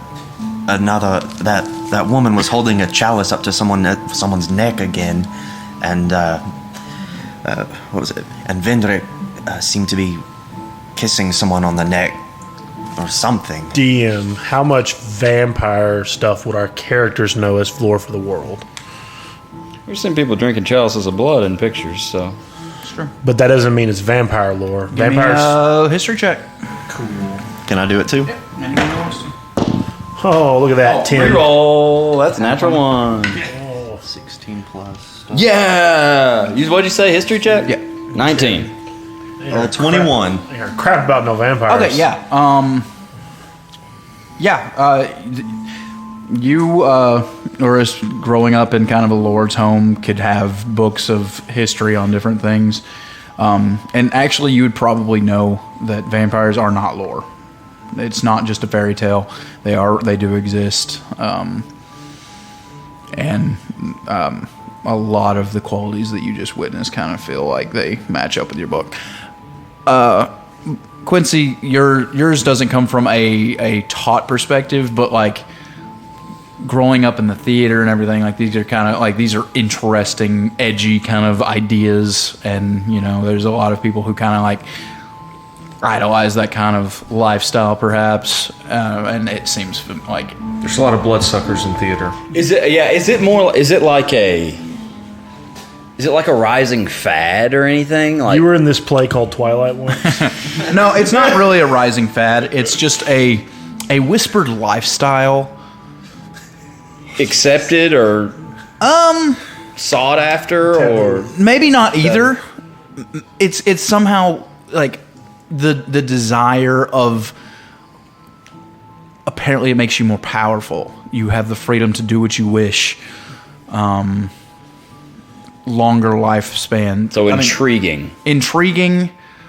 Something that you could talk about and like say, oh, I would do that, but maybe not like if you actually like, maybe not something if you thought about it long enough that you'd really want. But Okay, yeah. When you actually got down to the ritualistic practice, it's like, maybe we shouldn't kill the virgin. This sounded a lot better on paper, but now I'm holding a knife. What are we doing here? I'd much rather be a lich. Phylactery sounds sick. It really does. Except for the fact that you'd be sacrificing thousands of people. As Yeah, that doesn't walking, matter. getting further away, I'm going to keep my voice down, but I mean, I guess, are we walking back as we're talking? going back towards the orphanage fairly quickly, but I'm just going to kind of slow down and say, like, what if we do kill the Bathories and it just gives these people reign to take over? I think that's what they would prefer. Well, even after we deal with the Bathories, I still need to find Jax's new champion here in town. Oh, that's another thing, isn't it, Urist? You know, That we need to do that before we take care of the Bathories, probably. that we'll think of something tomorrow. Let's just try and get some rest tonight. I'm just afraid what we're doing here might be for nothing. Well, It's just going to open up a spot for... it sounds like the Bathories need to be stopped. So, I mean, no matter So what. the shoes can be filled? The point Quincy's making is all they have to do is turn around, I mean, obviously they don't want the weight of the Empire coming down on them. So all they have to do is turn around and ingratiate themselves, and then Bathory 2.0. We'll cross that bridge when we get to it. One vampire at a time. Continue making our way back. Yeah, I think those people definitely seemed vampiric in some way. It reminded me a lot of books I read as a kid. All right, so y'all are making y'all's way back to the orphanage. Give me some perception, or someone roll a 20 for me. Not you this time. So one of you two. Go ahead. Here, I'll go ahead and do it. God, I rolled a freaking 3 or something. You rolled a 1. I rolled a 1, yeah. Okay, I rolled an 8. Am I adding anything to it? I have rolled so crappy tonight. Okay. Well, you beat my 1, so better than my way over. Y'all make y'all's way back even faster. Like always looking over your shoulder, afraid someone is following you this time. You never catch a glimpse of anyone, but you just feel uncomfortable. They put a higher level shadow on us. Just do that. But you make it with no issues. There's even it's daylight is not too far out at this point. Yeah, I was worried about that. It's maybe an hour and a half, 2 hours away. So the night is getting quieter. People are making their way home or passing out in whatever gutter they choose. But you make it back. The orphanage is aflame. No, I'm just kidding. Buck and Vistrid, the time has gone by. Y'all didn't sit together. You stayed where you were, Buck, the whole time, kind of in your corner. For the most part, I mean, I probably would have gone to at least make sure Vistrid was still okay. I mean, the reason that I'm interposing You myself... can see him from your corner. Okay, then yeah. Then keeping an eye on each other, keeping an eye on the doors. It's while I'm down there in the, I'm just sitting there in the entryway watching the door.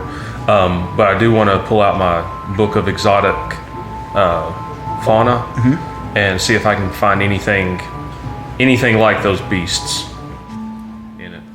In a plant book? Fauna is creatures. Oh, sorry. I thought you just don't know enough about books. Thumbing through it, there is pictures to a lot of the stuff, but there's no pictures of what you saw, and no descriptions that catch your eye. Okay. Seems that this is a little bit more exotic than than a normal book would carry. Monstrous, even. Okay, y'all make it back to the orphanage. What are y'all doing? Slipping in. As soon as y'all come in. Bang on the door. Vistrid, it's us. Yeah. Have a dagger leveled at y'all's throats. How'd it go? Did y'all did y'all find them? Huge problem. Then I come to... Well, I don't trust them. You win, Buck. I'd like to pop my head out the door, kind of look around, see if they're followed. Okay, give me a perception check. Oh, we were followed.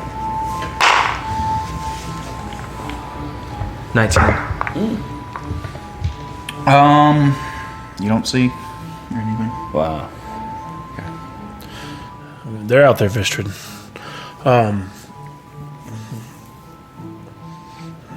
Yeah. Probably pissed them off with that. We spotted their shadow on the way down there. So, yeah. They said they were going to keep us- watching us, yeah. Yeah, they told us they were going to keep an eye on us. They're also supposed to come get his body, Corvus's body. I don't know when. So, if they're smart, they'll announce themselves. They were very odd. They gave a very weird impression. They told us that Bathory and their family are really old vampires. So if that means Vampires? The whole family? apparently, all their friends. They probably said freaking Thranis turned into one of them. It's insane. Little girls are probably going to die if we don't do something, if they haven't already. We I knew can't. something was off with We can't Thrin. stay here. Honestly, I don't know. What did you say? That guy was always weird. I knew something was off with Thrin. The way he was the way he was asking us to dinner, it just didn't sound like Thren. Was he asking us to dinner or to be dinner? What are we going to be having? We got to get Thren out of there. I think that needs to be mission number 1 now. I know he's still alive. 23 mission number 1s. Thren is 24, 26 mission number 1s. If they wanted to kill him, they would have already. My only Yeah. concern is I wonder what he's told them. Well, I can't do this yet. I know of an ability that it's out of my power for now, but if I get a little bit stronger, I can send all the kids to Juniper Grove. Like, how do you mean? How soon is within your power? Like, you need a week? I don't know. At the rate we're leveling up, you can need a week. Are you talking about teleporting them? Yes, yeah.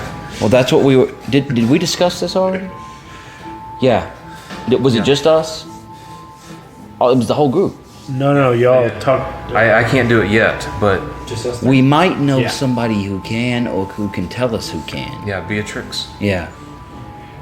Beatrice or Beatrix? Beatrix. We already talked about that. Beatrice in the her shop is Magical Curiosities. I'll change that to Beatrix because I believe you. Because But I wrote down Beatrice also. I thought it was Tabitha.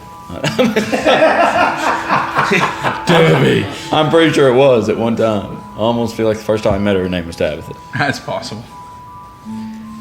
Anywho, It's Tabitha, Beatrix, Beatrice. From April 23rd. yeah, I think we should ask her. Maybe she knows somebody that can. I think that's what we should do.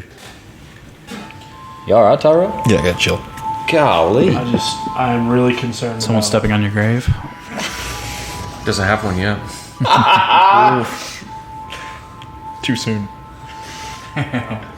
Thanks to our wonderful cleric, they're not bringing him back for the next 6.5 days. The ceremony. All right, so what are y'all doing?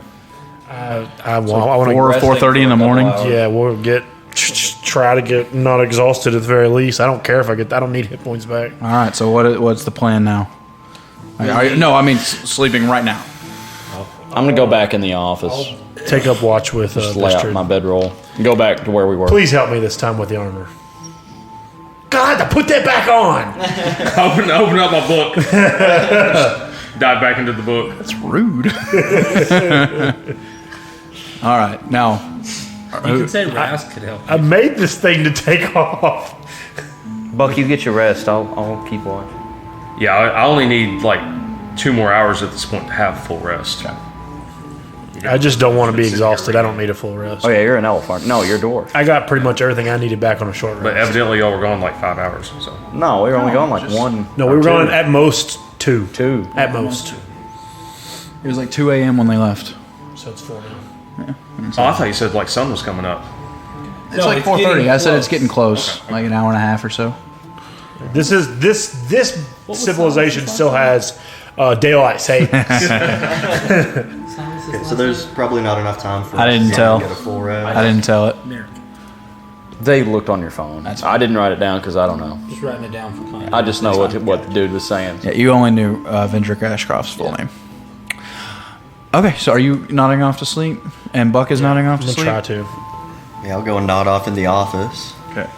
I'll just dive back into my book. Okay. I'm gonna get some shut eye, Vistrid. Just wake me up if we get attacked. Oh, I'm sure there'll be some noise. Gillard. As you finally fall into a fitful sleep, the monstrous creatures that you have just fought not too long ago, and the fear of these unknown creatures that you were just with in a dark cellar haunting your mind, your sleep comes uneasy to you. But finally, the exhaustion of the day and the pain of the day eases you into a fitful sleep, and immediately you find yourself lying on top of a ground. The smell of sulfur still thick in your nose. The boom, boom, dying down and seemingly growing further away from you. It's still darker than it should be. You hear the cries of terror and pain all around you as you begin to get up. You're aching from just being buffeted so hard by whatever it was that just pushed you into the earth. You turn around and see the camp that your army is in, just in shambles. White fire burning through the grass and through the tents and over bodies. Stars, small beams of light still seem to crash down all around you. Your thoughts return to your friend that was sleeping in the tent with you. And you're afraid that she might not be okay. You begin rushing back, trying to find your way through this unrecognizable camp. Any rhyme or reason that the military had once had just being blown away by this strange fire and the winds and the sky ripping open into daylight and nighttime. Images you can't even wrap your mind around and comprehend. Your mind is just spinning. You're not even sure if you're going in a straight line. You might be running in circles for all you know. And suddenly, as you step past a bit of white fire, you feel your feet lose purchase with the ground, and you kind of tip forward as your weight falls forward, but instead of hitting the ground, your body begins to rise. And with that forward momentum of falling and no gravity, it seems, holding you down, you begin to spin slowly as you climb higher and higher into the night sky. Minutes pass and you just continue to float higher and higher, every once in a while seeing the ground as you make these slow spins. You see the ground just further away and the sky seeming to get closer and closer, until all of a sudden, apparently you reach some zenith and you just begin plummeting back down to the earth. These beams of light begin hitting you all over. You feel them burning into your skin, your armor burning away as this fire begins to engulf you. And as you continue to spin, as you fall forward, you see the ground just racing towards you. And right when you think you're about to land, reds and blues in shapes that you don't understand begin twirling past you, changing from shape to shape, the colors intermingling into every color of the rainbow, and suddenly you do crash into the ground. Your body breaks almost from the pain of the ground impacting your body. The fire begins to die down as you open your eyes, no longer in a field, no longer the smell of sulfur attacking your nostrils, no longer the sound of people dying around you. Instead, there is a calm breeze that blows. Silence that slowly dissolves into crickets and bugs and animals, returning to normal from whatever brought you to this moment, into this place that you do not recognize. Your eyes begin to flutter shut as you suddenly feel a pair of hands reach out and grab you. And then you awaken from this nightmare. You jump, Vistrid. As you've been reading your book, you begin hearing just these moans of pain and fear and mutterings of no, please no, what's happening, what's happening, until he finally just jerks awake. He is covered in sweat. He is breathing heavily, and his eyes are just darting all over the place as he reaches for his glaive and pulls it to him and begins kind of preparing to attack something that you can't see. Is the glaive pointing towards me at all? No, you're kind of over to the side. He's looking in front of him, trying to look for something to attack. What happened? Gillard, whoa. What? Whoa. Just sort of tensing up. Whoa. You're having a nightmare. Looked like a really, really intense one. I just kind of look around, shaken by the ordeal. I don't know what just...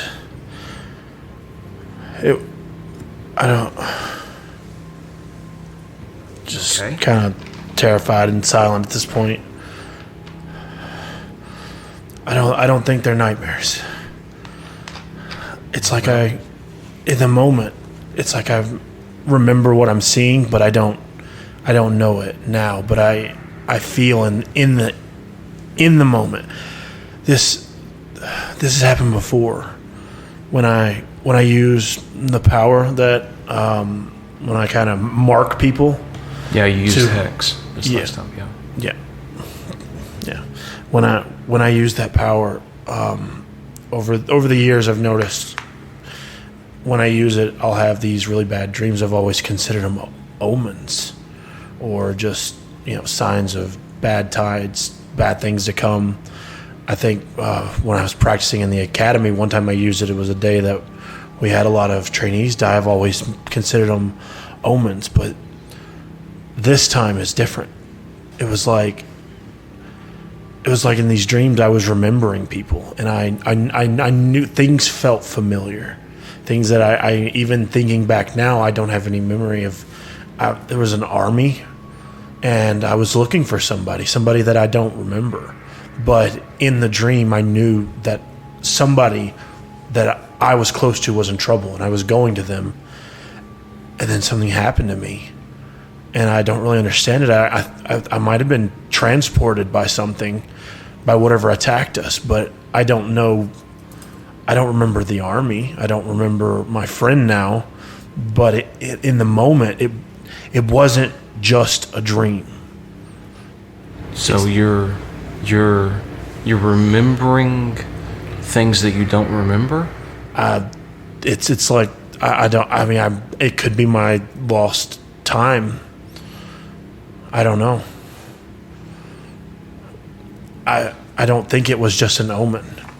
Before, I always thought it was bad things. I had one last night, and that's why I was worried about the kids. I thought that the dream meant the kids were in danger, and it was something reaching out to me to tell me bad things are about to happen. That's why I pushed to return to the orphanage. But it's not like that this time. It's like, maybe because I've been using the power so much more, maybe it's starting to bring back old memories. This camp, and then this tragedy, and then my friend that I don't know.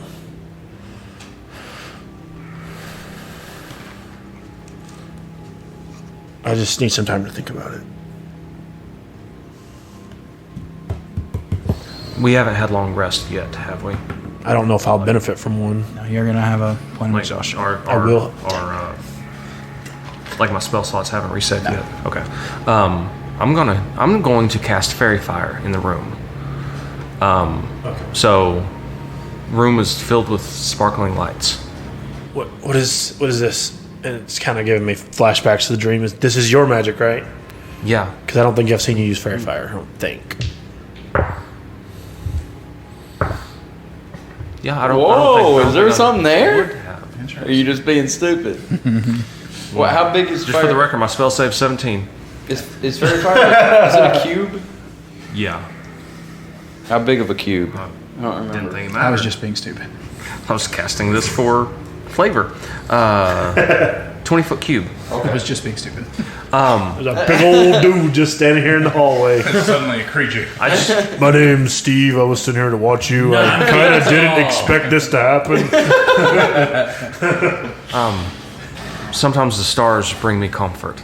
I just thought I might bring some stars into the room here. It's freaking me out. I see stars in the dream. You dream about stars? Stars falling, being pulled up, being thrown down. Okay, I'll let the fairy fire drop. I appreciate the sentiment, though. Does I don't know? Can you see? Can we tell if it's daybreak yet?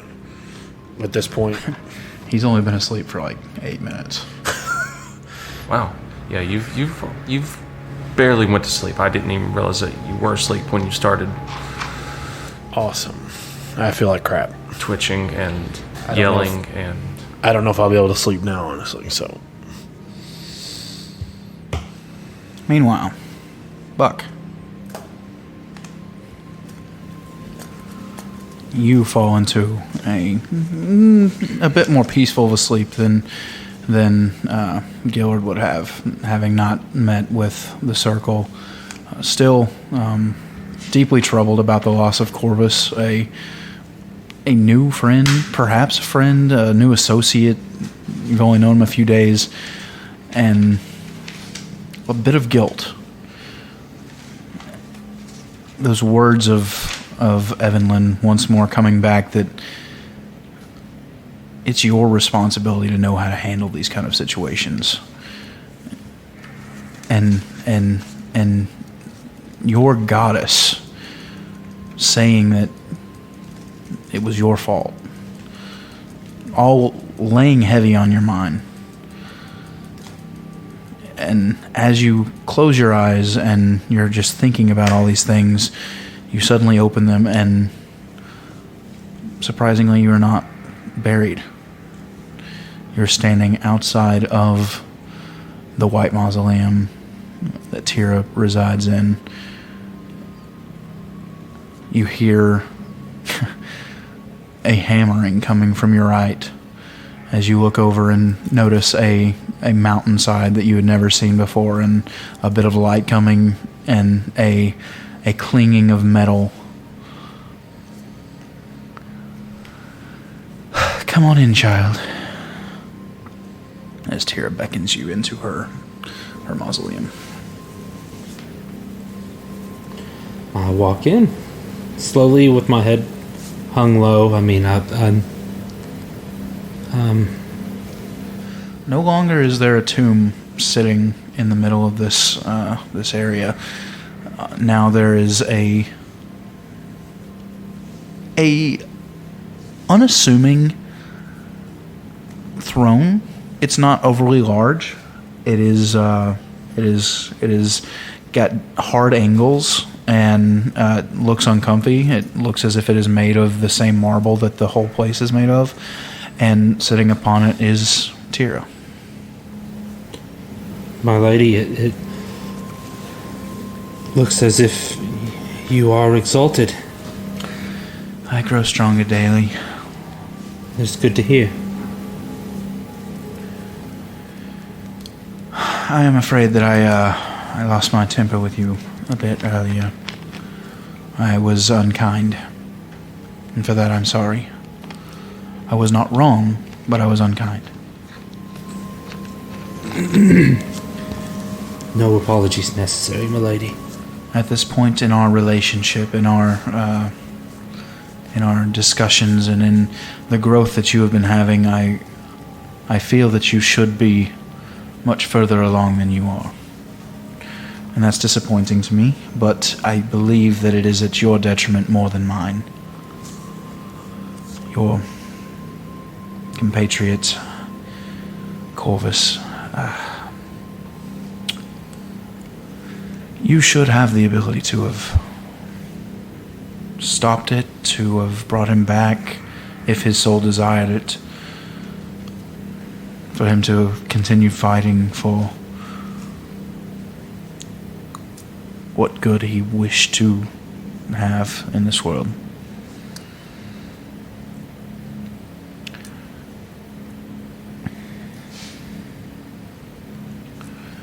I have a job for you. Ask it done, my lady.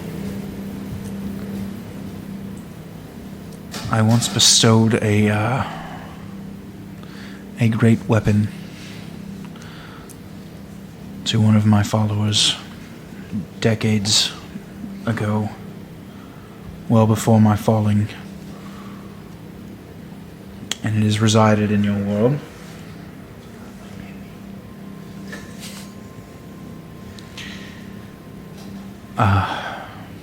After her death, it was passed between people, used as collateral for business sakes, and it was misused. And finally, it disappeared even from my sight. But as I have been growing stronger, I have been trying to ascertain where it might be in this world, and it turns out that it is rather close to you. I am not sure where, but I believe that someone you have made acquaintance with recently has seen it or touched it or knows of its location at least. What is this? Does this item have a name? And do you know the person specifically? My follower named it something. I don't really remember. If you wish to name it, you can name it yourself.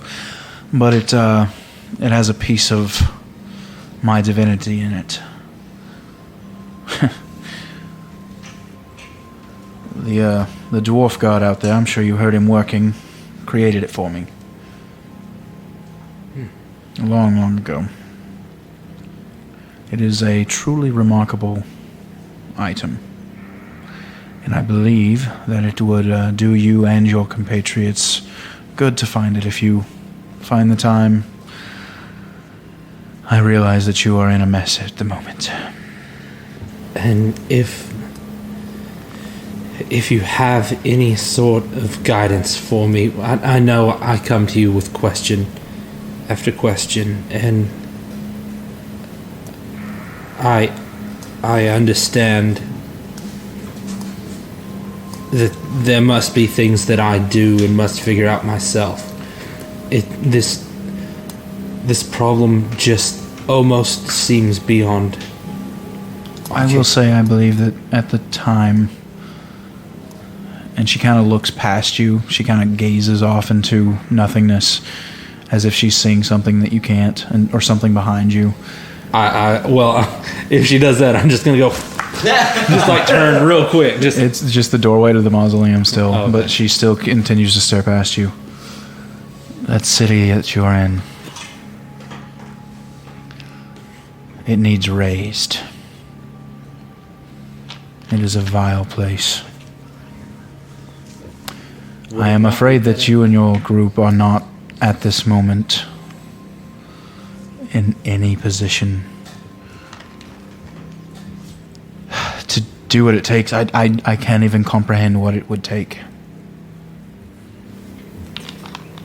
Whether it be raised or redeemed in your name, I will act. This person who has seen this item or touched it, or I don't know who they are. They are not a follower of me. They are not even of. They could not follow me. I just believe that they are some sort of treasure hunter or something. That is the best I can gather. I believe that you have met them.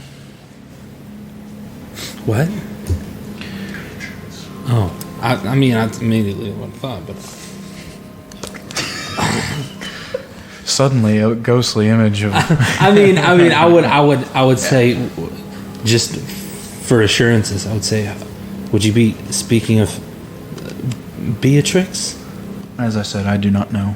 Okay. But if I believe that you have met this person, so if you have met a treasure hunter recently, then perhaps that is her. I'm not sure. I'll be sure to.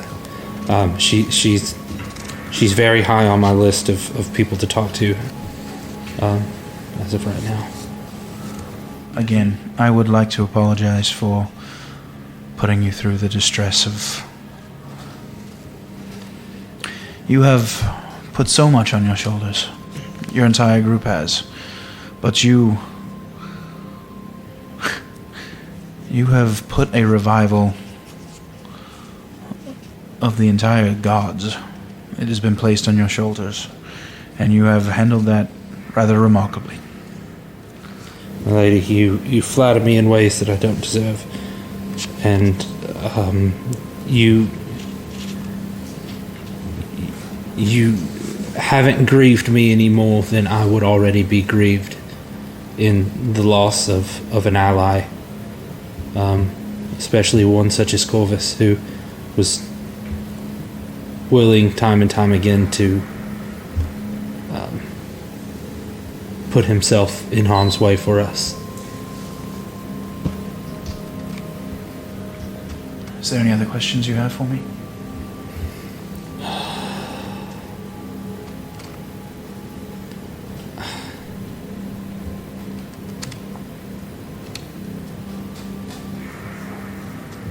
I don't... Not... Just the children. I want to make sure that they're going to be safe. I don't know if you can give me any assurances, though. I don't know how this works. I unfortunately cannot. I have given you many tools that are at your disposal. I believe that this weapon would be a great tool for you if you could find it.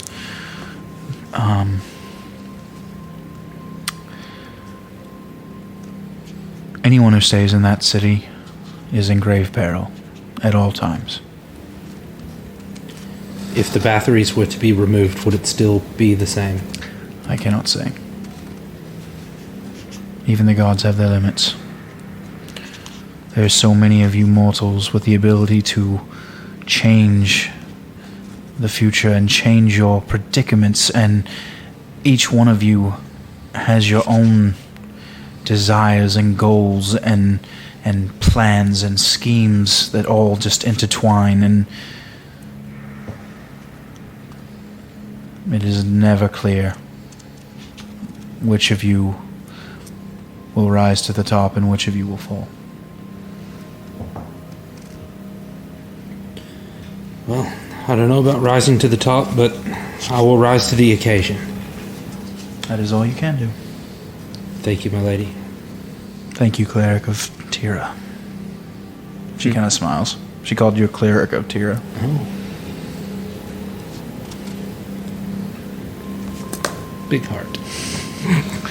And you awake the next morning feeling refreshed. Okay, so I'm rested. Cool beans. Ras comes down and he looks terrible. Hey guys, I don't know what we have planned, but I didn't sleep a bit. I just kept watching the kids sleep, and I was so scared. I heard so many noises. It was so loud all the time, and Did y'all leave at one point?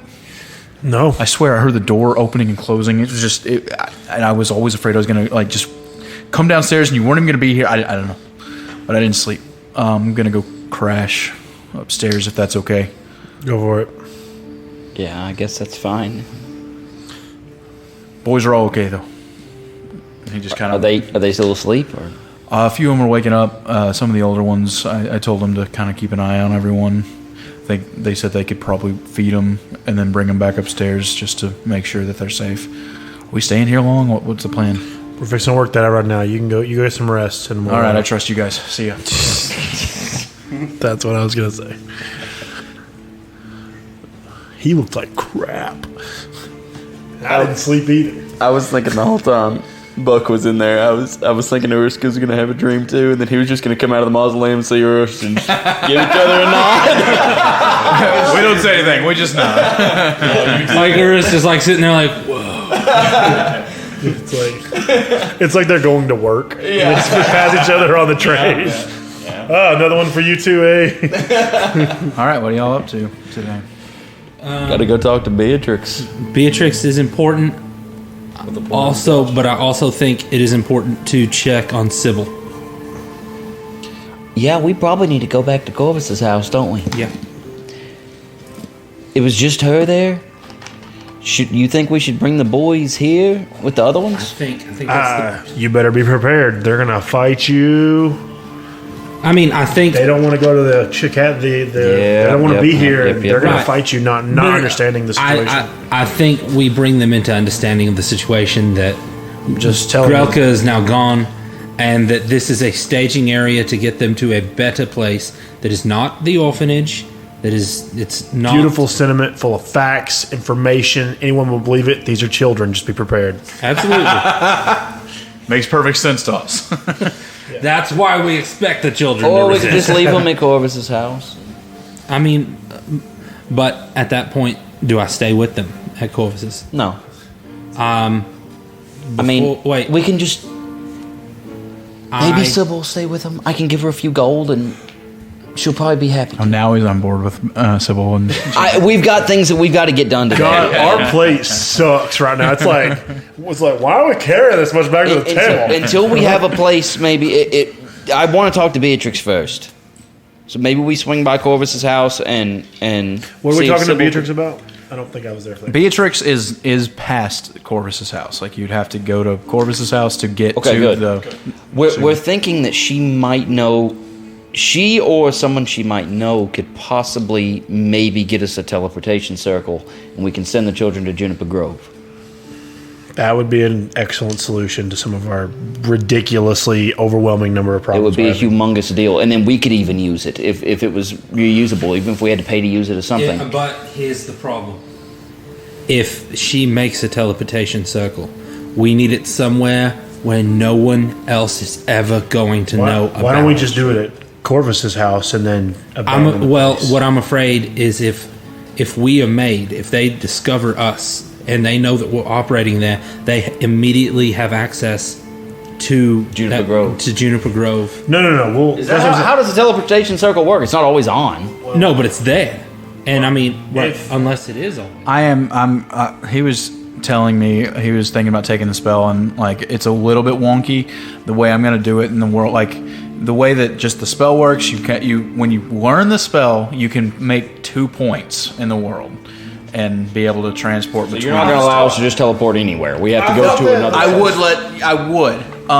But the ones that Evelyn has put up are permanent ones, and she created the first one, and then she has to go to another place and create another one to be able to go to that one. So she would have to come to Galeport, create one, and then you could go back and forth whenever you wanted to. Okay, so if we wanted a teleportation circle to work from Galeport to Juniper Grove, they would have to make a second teleportation circle in Juniper Grove. So Am I permanent right? No, ones there only go is from one A to already in B? Juniper Grove. Right, I just didn't know if Now, it was like boom, boom, boom, or if say it was- Thren could create some that would like just the flashes of ones, and like the spell says that if you put it in the same spot for a full year, then it's permanent, and that's just like we're not gonna. Well, it's too much. because the way that the spell works, right? It's meant to be a downtime spell. Yeah.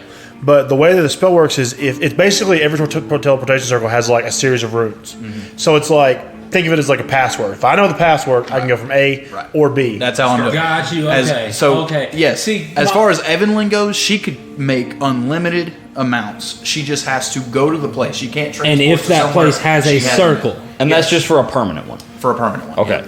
But we could have somebody pop us one up to Possibly. go to Juniper Grove, maybe. Possibly. if we got her You password to hers. Maybe. You're not sure.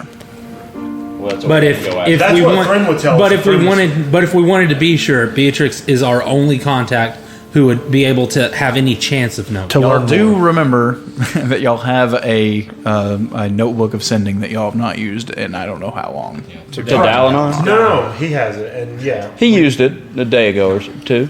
You haven't? I thought we I was used it gonna ask to you. talk about like. Y'all have talked to him, but it's not been recent. Thren used it when we first got to Galeport. But then when Thren went missing, I've been holding it and I've not used it. Yeah, we really haven't. It's been I like thought you told him that Thren Yeah. was inside. He might have, but it's like, what are we gonna use to tell him? Y'all have not done in the past 2 or 3 days though. Things really suck here. It's not been very long, so Yeah, it's not been too long. Yeah, we've only been here like 3 days total. 3, 4, 5 days total. this may be the start of day 4. This is, I mean, I know all the orphanage stuff. This is day 2 of orphanage, and we've closed that chapter. We know we got to get these kids somewhere. It's not closed yet. You still got the kids. Yeah. That's what I'm saying. But like the actual, Yeah. the threat at the orphanage. It was Ball. We jumped the dudes on the second night. Third night we went to Dewberry's house. Fourth night we went to the orphanage. This is the 5th night. Oh my gosh, we've been here 5 Day. days. This is the 5th day. Start of 5th. We haven't even been in Galeport for a week. Big plate of food. just getting fuller. Okay, so we want to go to Beatrix, and we think it's okay to leave Rask here, and we're going to Two swing by. Mathis told him to take care of the hero, Jax. Now his Tira's given him a quest to find just a weapon. Listen, side Here's a quest. Jennifer Grover around here somewhere. True. Too much going on. Maybe that's who he's met that has the weapon. Do we have 2 problems, 1 solution. Much time. Look where they're at. We're on the 16-yard line. Okay, that's good. That's actually a good thing. Golly, Okay, man, so- 3 touchdowns. I didn't want to interrupt though the role play, but as he has these meetings with Tira, can it drain out his fighter levels and make him a better fighter? Like now he's a 4th level fighter, 6th level cleric. Unfortunately not. Unfortunately not. Okay, first order of business, we need to go swing by Corvus's house. Let's try to get Sybil to stay there at least for a couple more hours while we go to Beatrix's. Does that sound like reasonable? If it's reasonable to her, I think we need to hurry. yes. I think everything we do right now needs to be fast. Understand, I'm not saying don't bring the boys here and put them with the other 23 kids we got. I'm just saying be prepared for a fight. Because, well, the deal is somebody could show up nosing around at this orphanage in the next couple hours while we're gone, and it's just Rask here. And then we've got another one stuck in there. Well, I think We don't have any way to contact Rask. Right. You're staying? I'll stay here with the kids. I'm already exhausted. I know I'm not going to be any good out there on the streets. I'll just. Well, I'm not either. We're hold all up. exhausted. Is there anything that we can get you from Beatrix? Anything we need to look for? Another one of those potions if you find one. Being big okay, was so I great. wrote down on the top margin of my notebook what Rask gave me. I put. Now I've used one of them. I've used 1 superior healing potion. I have 2 greater healing, 1 superior. Okay. And I wrote down what they are: 3d3 plus 3, 48 plus 4 is what I have. So I give all 3 of those potions to him because technically they were Rask's. He told me to hang on to them for him. You're putting them in the bag of Sharon? What's going on? I am giving you 2 greater healing potions, 1 superior healing potion, explaining to you, Rask gave these to me so that I would use them. How many greater? 2? 2. And then increase the number of superior. All right, I'll just put them in the bag. That way we all have access to them. I also put in my notes here, we bought 6 health potions and 3 superior. Yeah, health. those were already in there, and Okay. I already gave one of them to Corvus. Okay. So right now, potion-wise, we've got 3 superior, 6 regular healing potions, and 2 greater in the bag, as well as the 2 diamonds that you told me about, Thren's spellbook, and 7 editions of the rolling boulders. Is that including the 3 potions I just gave you? Because I put that we bought 3, and then I have 2 of them right here. So I don't. Oh, I already had those 2 in there. The 2 superior. So I used before the one on Rask. before the fight, Yeah, on Rask. before the fight, I had 3 superiors and 6 potions of healing in the bag. I pulled one of them out because I said we can pull out of the bag like it's out of our stuff. So does that mean we're at 3 superior healing potions, or are we at 1? I think. Are those the potions that we got during the big shopping trip when I got my new armor? The and 6 you and got the 3 new are armor? for sure. And we only Okay. bought 3 superiors. That's what. Then we only have 1 superior healing. The potion. 2 and 2 that I had from that day, I've used 1 since. Okay. I thought Rask. Okay. I don't know. So who's heading to Corvus. Corvus's place? I'll go too because I need Us to. 4. Good God, I'll help cook for the kids. I hate mess hall. We don't have a long rest. We got a point of exhaustion. I do anyway. You think you have a point of exhaustion? Man, I didn't get a long rest. I didn't sleep. Okay. I slept a grand. I'm total. assuming it's fairly early right now. Yeah. 7, 8 o'clock at best. So I might have slept 3 hours, and then but we leveled up. So do I get my rages back? Yeah. Do I get my bardic inspiration back? Sure. It's weird leveling up and not having a long rest at the same time. I mean, because I refilled my spell slots. Yeah, do I get any of my healing light back? Yeah, sure. Okay. I think you didn't have any dreams keeping you up. I'd say you got. Got the long rest? Yeah. Sweet. So I get my HP. Did you not sleep at all? I mean, 3 or 4 hours at They got back at best. So four. it could be all I got if I slept. Yeah, I well. guess. I mean, if this is like 7 in the morning, he would have got 3 hours of sleep.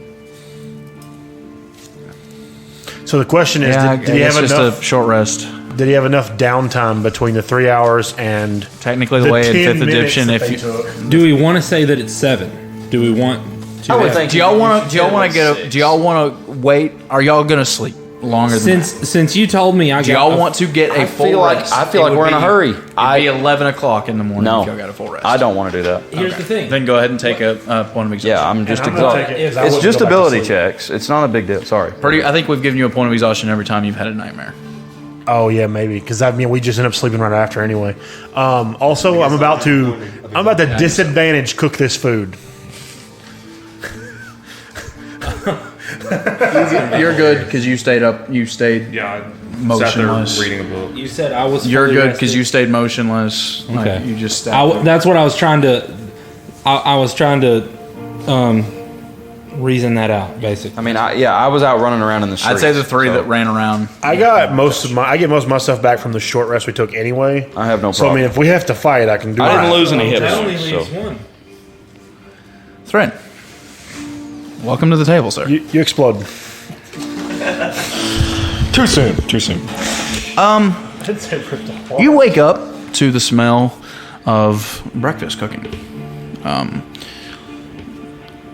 Gaff is rushing around making eggs and some bacon. It's not the best meal you've had, but honestly, you're starving.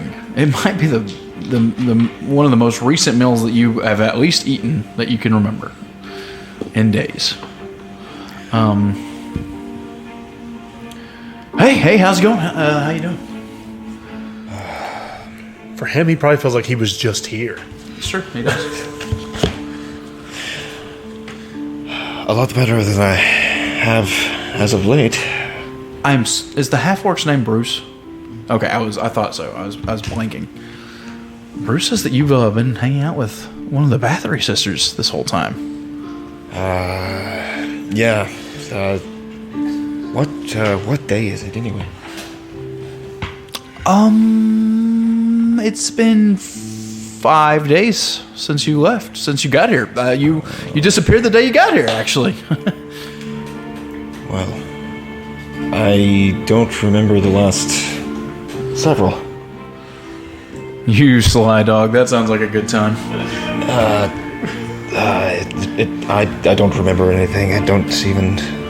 You hear the front door open, and a halfling female walks in that you do not recognize. Gaff, Sybil is taking care of those boys. I'm supposed to go and relieve her. Who's this? My name is Thrin. I'm a friend of You're a Quincy. friend of Quincy's. Yeah. You're the one who's been with the Bathories, right? Yeah. Do you know where Quincy is? I've not seen him in a day or so. I don't know. That's what I was wondering if you all had seen them as of late. No, but he's not been staying here. He threw some fit, left some money, and ran off with all of his friends. But I know where he's been staying. Sybil spied him out while she was working one day, and we kind of crashed in on their home. I see. Really made him mad. And she says that with just the biggest smile on her face. Where is that exactly? I'm going there now if you want to come with me. I was going to grab some breakfast. Do you mind? Sure. Yeah, I will do that as well. I'm just going to continue eating for the moment. Yep, and y'all eat a breakfast, and it's not a very long walk over to the courtyard of the Church of the King, and she kind of goes up to just an unassuming townhouse and knocks on the door, and Sybil, who you do recognize, you did meet Sybil, walks up to the door. Hello, darling. I would. Oh, Thrin, isn't it? Well, I was going to say I would like to use disguise self on myself. Of course. Who's this? I'll just It's say. me, Thrin. Best part of the last episode. Well, I was going to do that though before we That's fine. left. That's fine. Because I don't know. This what's time, gonna happen. Quincy or Ginsy's just like, that's Thread. I knew it. Hello, Sybil. Quincy and all the others have been very worried about you. Do you know where they are exactly? No idea. They have disappeared from my spectral eye. But I think they'll be back soon. I can feel their energies drawing closer. I suppose I could just sit here and wait for them, I guess, in this building, if that's alright. Not my home. Strangely, these two women have two children that are just running around. You hear one of them shouting loudly, "No, I'm the hero of Tira, and I vanquish you, you evil beast!" But it's my turn to be the hero of Tira. You've been telling me. They have heard every conversation that y'all have had. Fine, I want to be the hero of Tumath. You're not a dwarf. You can't do that.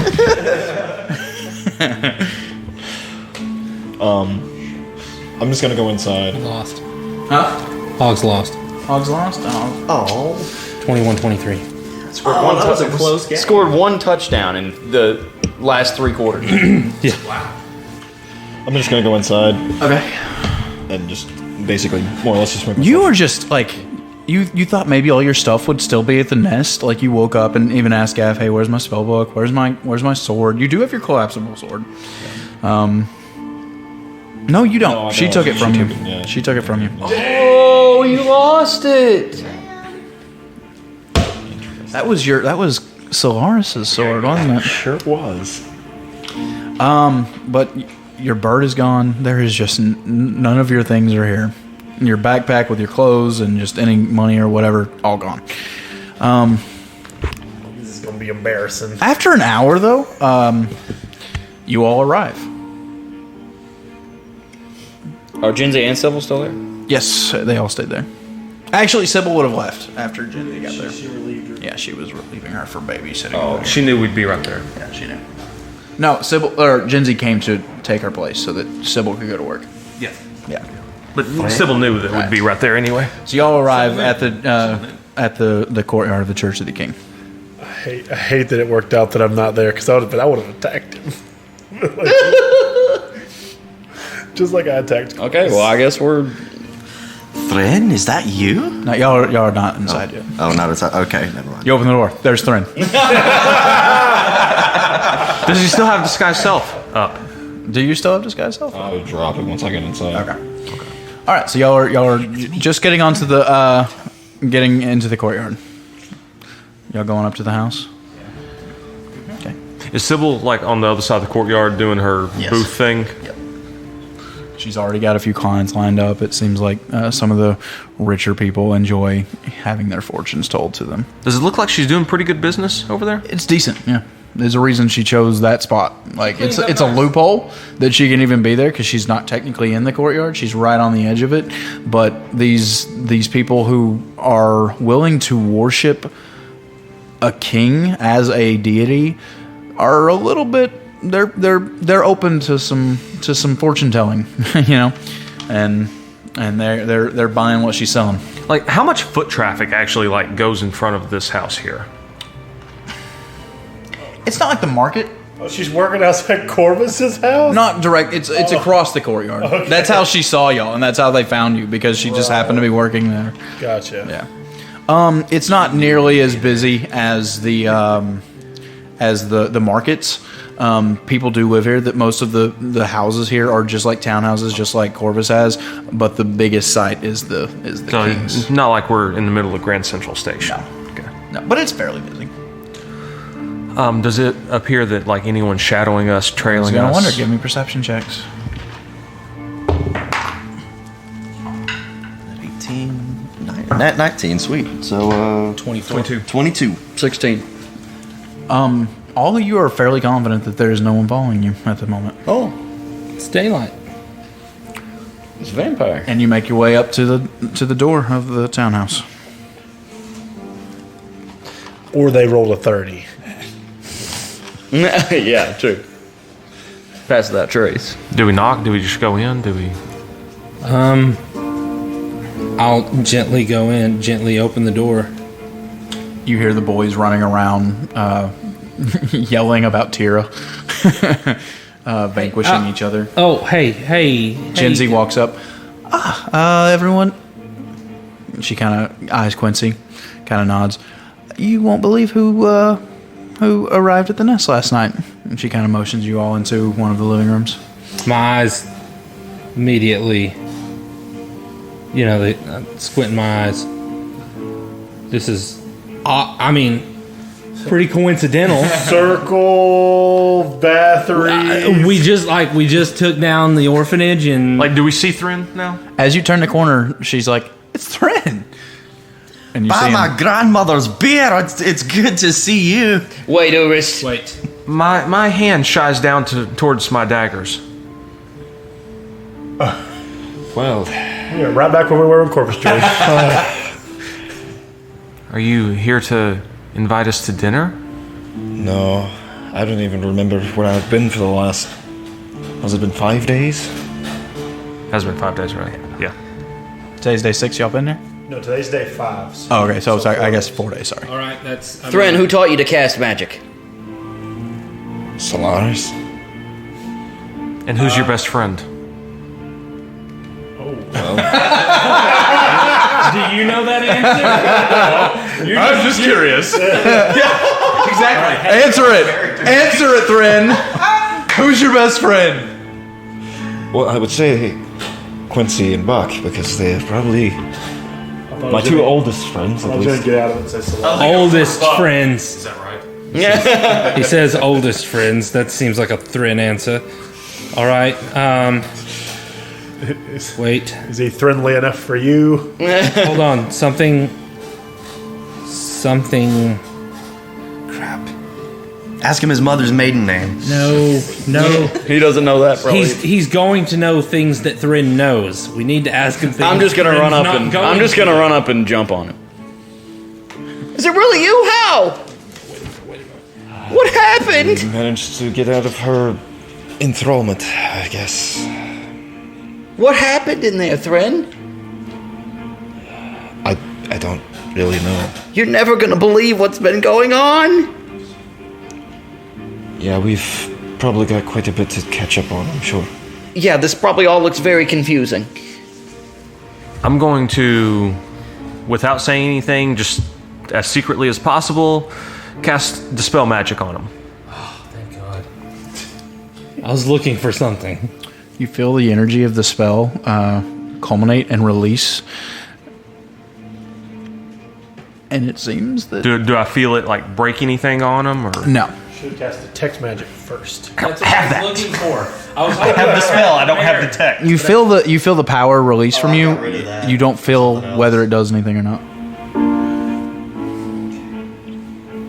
All right. You see him casting at you. Wizard, what are you doing? Counterspell. Picture you or you? You've been acting really weird since you've been gone. Silvery barbs. Backflip. Decapitation. I think That's Thren's favorite spell. It is Thren's.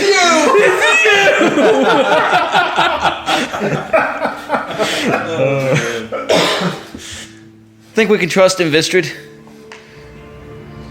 You know him better than I do. What? Well, he doesn't seem all dazed like he did before. What's What has been? He never happening? seemed. He did not seem dazed. He seemed. Listful. Yeah, almost. Do you remember talking to Buck on the street in the market? Oh, I forgot about that. Do you remember inviting me to dinner? Several times. You sent me a message I don't remember. 2 or 3 times. Oh my goodness. You have no idea what you might have told them? Thrin, what has happened? The last thing you remember is walking away from the ball, going to the garden, showing off a little magic, seeing her cast a little bit of magic, and then y'all were informed that there was an attack on her sister, and then you were ushered to a bedroom. You agreed to stay with her, and as you sat down at a desk, you sent a message to your friends telling them you were okay. Turn around, saw her eyes, and you don't remember anything until you woke up at the dinner the other night. And pull off the most miraculous escape. Yes, Yeah, that was history. awesome. That is very clearly in your mind. Most of it is a blur for the most part. I managed to escape last night. How'd you manage to pull that off? I basically just came out of whatever enthrallment I guess that she had me in, and So she had you in some sort of grasp. I would say so, yeah. How did you get out of there? Wait, they don't grow crops here. What did you see in there? Did you see any children? Were they eating people? Good question. Did you drink any Didn't really blood? Thread, are you a vampire? Can I try to pull his cheek up and look at his teeth? They're Swat his hand away. They're vampires. Oh, he's resisting. Put him down. You four give me perception checks. Well, that was unfortunate. Did you see that? I don't know what it was. I threw it up here. It bounced up into my dice and was spinning up there, and it was on a natural 20. I got a 22. Oh, well, it's still good. I got a 9. You say perception? 27. What'd you get? 11. Okay. Quincy and Urus, you notice there are 2 little marks on his neck. Who noticed? Me and Urist? Hey, friend, you got something kind of... You've been bit. I feel my neck, though. I feel the whole... It's suddenly you feel the pain of it as you touch it. It's a little tender. I back away from him. Well, I don't feel necessarily any different other than... He starts walking up a wall. Would I have known from like the books and stuff that I read forever ago if being bitten by a vampire turns you? I'm really not sure what the 5th edition, how you turn, but no, that is just feeding. It is not a means of turning. Are you sick or anything, Thread? Their blood has to be transferred over into the Most likely. yeah. I This think is that's- just it seems a feeding. Do I feel sick? No, Does he look pale? You're at 1 hit. I mean he's a wizard. He's always a little pale. Nerd! Spent much time outside. Reading your fancy books. I don't believe being bit can turn you. I think he's okay. We'll have to keep an eye on it. Yeah. Sorry, Thren. Sorry we couldn't get you out of there sooner. They're very powerful. It was my own fault. I willingly went with her. Seemed like a good idea at the time. I mean, you're not really in a good position to say no to one of the most powerful people in this city. So, I mean, we don't blame you. Why did she pick you? I'm not entirely sure. Maybe she thought he was cute. I mean, I do. You think he's cute? He's a good-looking guy. Yeah, he's very dapper. Some people have a thing for elves. Yeah, true. I'll just go through the process of telling him everything that's happened very fast about Vistra dying. I mean, Corvus dying, sorry. And Does not know who that is. yeah, I know. We met this guy. His name was Corvus. He's really, really creepy. We replaced you for 3 days. We formed a It bond. was almost like you were still with us. He was the guy that tried to attack the Duchess. He helped us. We found out about the orphanage. You know, all that got stuff. ripped in half like a phone book. Tell him everything that I can possibly tell him. Hey, you rip a phone. And Genzi's still in the room, isn't she? Strongman can. Have you never seen that? Genzi's still in the room. Yeah, she's listening to this whole thing. Oh, and the boys. And the boys. Great. I hate all of them. We're making little sociopaths. I'm about to just kill all of them. No, you're not. Chaotic. I'd love to kill Genzi. AJ would. AJ, Piece of crap. She's a piece of work. AJ, you quit. I'm right here. Who's AJ? She embodies every quality of a woman that everybody hates. And Seth knows he's doing it too. You lovable scamp. So you're saying, this is Genzi, that the Bathories are vampires? Yeah, that's what I said, but you don't believe me. So maybe if Buck tells you the whole story I just told again, maybe you'll believe him, because that seems to be how it goes. She does look at the three of you. That's pretty much it, yeah. Not in a disbelieving way, but in a shocked and scared way. Well, if you don't believe him, you can take a look at these.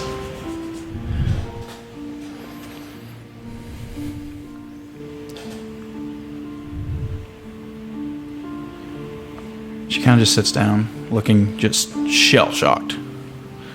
That's what we're here to stop, is them. And it looks like things just got a lot more complicated.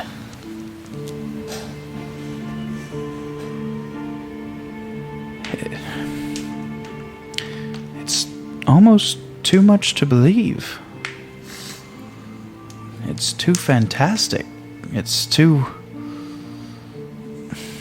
out there. Is it fantastical? Is that a word? Yeah, fantastical, that would be... Yeah, it's Better word. of fantasy. Yeah. I was like, she's impressed. Now, I think you could say fantastic in that way, because like just because it's fantastic doesn't mean that it's a good thing. Yeah. It's just so. Fantasy. Yeah. Yeah. I'm sorry, Quince, that I didn't. I've lived here my whole life, and it's just normal. This is how life is.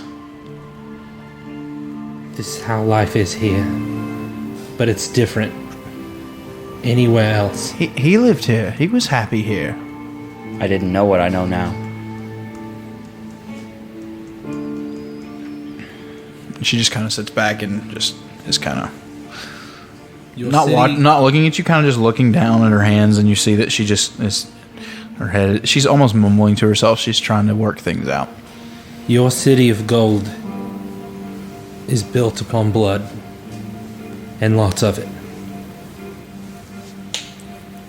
When we rescued the children at the orphanage the other night, all the girls were missing. We think the Bathories might have taken them. Tell that to her. Yeah. Oh, she's kind of checked out. Oh. Like, Yeah, she's in a daze. it's a lot to take in. And you didn't see any girls in there, did you? Did I see? Not children. Not any children, no.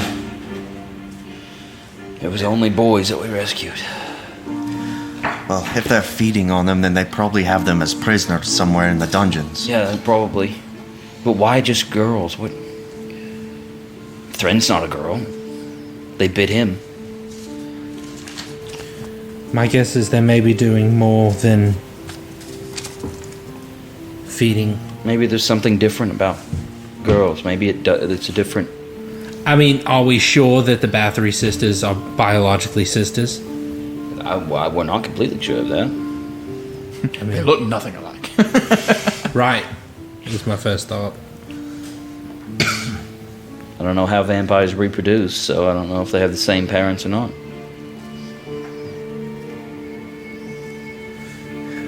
Well, we have dealt them a great blow, and I don't imagine that it will go without its punishment. I think Right now, we need to hit the ground running. And I guess as Genzi is just as in a daze, the boys are probably pretty somber at this moment, too. Oh, yeah. Now, they are children. So the fact that y'all have killed some vampire-type creatures is kind of awesome to them. They don't really understand the nuances of what it means that the rulers of this city and of this part of the country are vampires. They just know this is good, this is bad. I mean, it's black and white. I direct my attention fully to them. And I say, boys, as I just told you, we have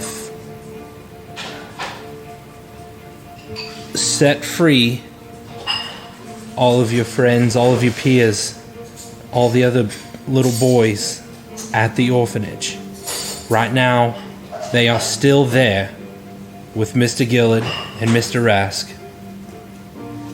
We are formulating a plan to get you children out of harm's way. Because what we're doing right now, we can't keep it up. We can't continue to do what we have been doing because the stakes will only get higher from here. We need to get you away from these dangerous people. Do you understand?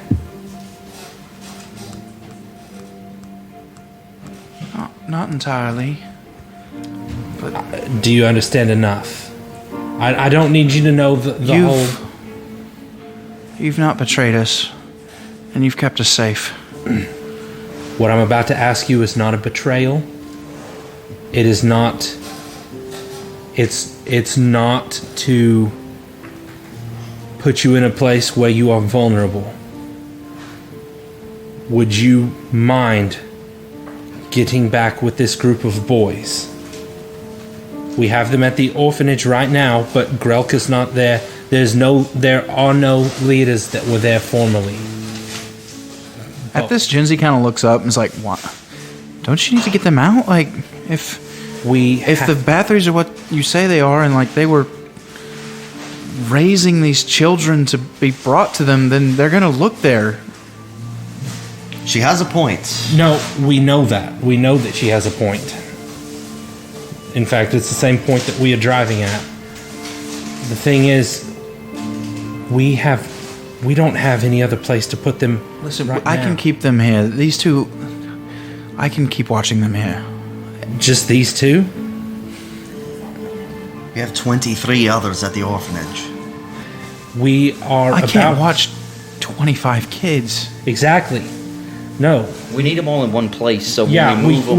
we can't visit two different places to we cannot guard two different places between just the seven of us. What we need is we need them in a centralized location so that the next stop that we make is hopefully a resolution. Well, I can keep these two here for now, and when you come up with an idea, I can get them wherever they need to go. Unless they want to go to the orphanage, I don't know. And she looks at Quincy when she says this. I am not going to that orphanage with you. Genzi says that? Yes. I don't want you to go to the orphanage. Trust I want you out of this. I don't want... You've done more than enough. We don't need anything more from you. I haven't done anything. Yeah, you have. You've allowed us the freedom to move around without putting them in harm's way. Let us make one more stop, and if we have found a resolution to our problem, we're going to come back through, pick up the boys, and we want you to keep yourself away from us, as not to implicate yourself, as not to get yourself into any trouble. Because she kind of nods a little bit at this. This is what Quincy has been preaching the entire She time. looks over at Quincy and kind of begins nodding her head. We just haven't been able to tell you as honestly and as openly. He told me a lot. And I didn't believe you. I'm sorry. If we find a path out for the kids, would you be interested in going too? Getting out of this city? I can't leave my family. You're talking about the seagulls. The seagulls. I can't promise anything. I can't. I don't think Bruce and Gaff. No. Winslow. I don't see Bruce and Winslow leaving. Winslow, he loves this town. Bruce has his business. Sybil, I could talk her into going. Gaff, I don't understand Gaff sometimes. I don't know. Well, you don't have to leave. There's no. You don't have to. No one's telling you to leave. Right. We're trying to restore this place to some type of. How could you possibly do that? There's only how many of you? 7? 7. There's hundreds of black cloaks. Who knows what else? We are more than we appear. You have to be a lot more than you appear. I mean, all it takes is a good opportunity. I didn't think that you could take out a lord, and you did that. It's impossible, but it's not the only impossible thing we've ever done. If you want to think of it as taking your show on tour, all right, the place that we would send you is it's a quaint town, but they would appreciate a good performance. That's your decision. We're not asking you to go. What do you think I should do, Quincy? Should I stay or should I go? Should I stay or should I go? I don't know, Jinsey. It's whatever you want to do. It's safe for you here when you're away from us. You have no ties here nor there. It doesn't sound like this place is very safe. But I mean, I've never seen a vampire that I know of. You have. I guess I have. I was trying to make one our benefactor. I'll talk to the others at some point. I'll stay with the boys. You said you have to do something? Yeah. We'll be back in just a few minutes. Okay. As you step outside, you hear, it's not Gaff, but it is another caller. He is kind of standing closer, like at the steps of the church, and it seems that he is making some kind of announcement. You can't quite make it out from where you're at. Gotta hear the announcements. Are there a lot of people that look like they're listening? It seems like people are starting to flock towards him, and a semicircle around him is beginning to form.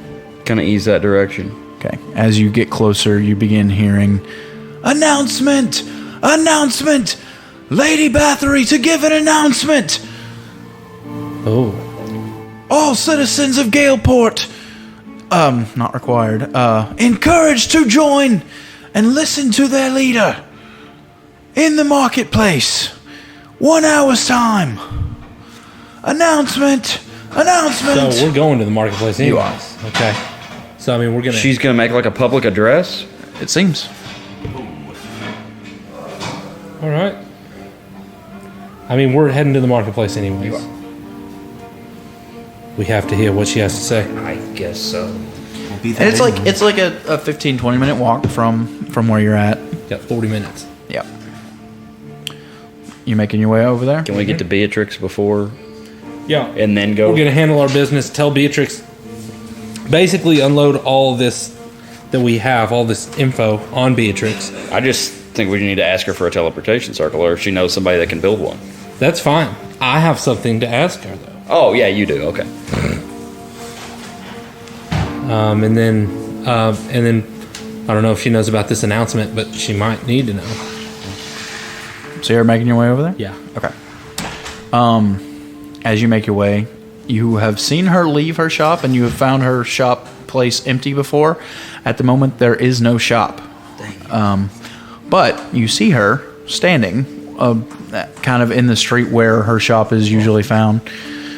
And she is just looking out. You see that a large part of the bazaar part of the marketplace has been cleared away. Some of the tents moved and pushed to the sides, and a large stage has been constructed rather quickly. It's not enormous, but it seems like apparently this is stored somewhere nearby for announcements such as this. It might not be completely uncommon. You see a lot of people beginning to fill in among the bazaar tents that are still there, trying to get as close as you can. Standing here, you're standing kind of close to Beatrix at the moment, and she's kind of just gazing that way. You still got quite a while to wait, half an hour or so. Beatrix? Yeah. That's not it. I don't remember how. Yeah. That's it. Oh, it's you lot. Yes, ma'am. Do you remember last time that we spoke? After we mentioned a mutual acquaintance, Evelyn. She kind of looks around and frowns at you. There's a lot of people around. Is there anyone paying attention to us? Give me a perception check. Dang it, dude. Lord. Oh, man. 12. 15. It's crowded, and you're not screaming or anything. You don't notice anyone just straight paying attention to you. Most people are gazing towards the to the constructed stage. All right. Maybe there's a better time to ask. Listen, I am not completely best friends with that person that you're speaking of, but she would not appreciate you bringing her name up here. I understand. Okay. Code name. Just drop it for now. Falcon. Just drop it for now. I want to hear whatever announcement is being brought, and then I'm gonna throw up my shop and we can talk later. Great. Good stuff. It's all good things. Great. All right. So we just wait here for 30 minutes. What are y'all wanting to just stay right here together? Are y'all gonna spread out, or what's the plan? Probably a good idea to spread out. Did you disguise self? Okay. How far away is Helga's smithy from here? A while. It's a while. Yeah, because she's in the artisan district. That's right. Yeah. I'm gonna kind of turn my head and I'm gonna throw on a pair of glasses and put my hair in a ponytail. Groucho Marx knows. And then I'm gonna blend in with the crowd a little bit. Yeah, I'm gonna say that's not even requiring. I mean, you're not changing yourself enough. No, not very much.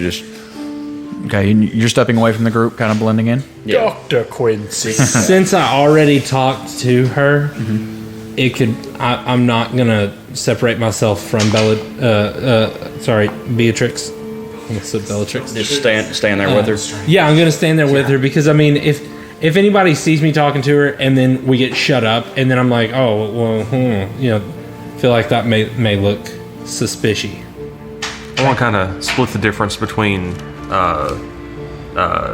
Buck and Quincy in distance and just kind of blend into the crowd. Yeah, I'm gonna kind of mingle around the marketplace, shop around a bit. Okay. It does, like, if you're trying to shop, there's no one is doing business. Like, this you can window shop. You can, just standing around, listening to people talk, you know that this is not unheard of, but it's very uncommon. This means something. It's uncommon on the Commoners D&D. Is anyone wanting to glean anything? Is anyone trying to do anything in the next half hour? I guess. Like, is there a murmur in the crowd? Is there a...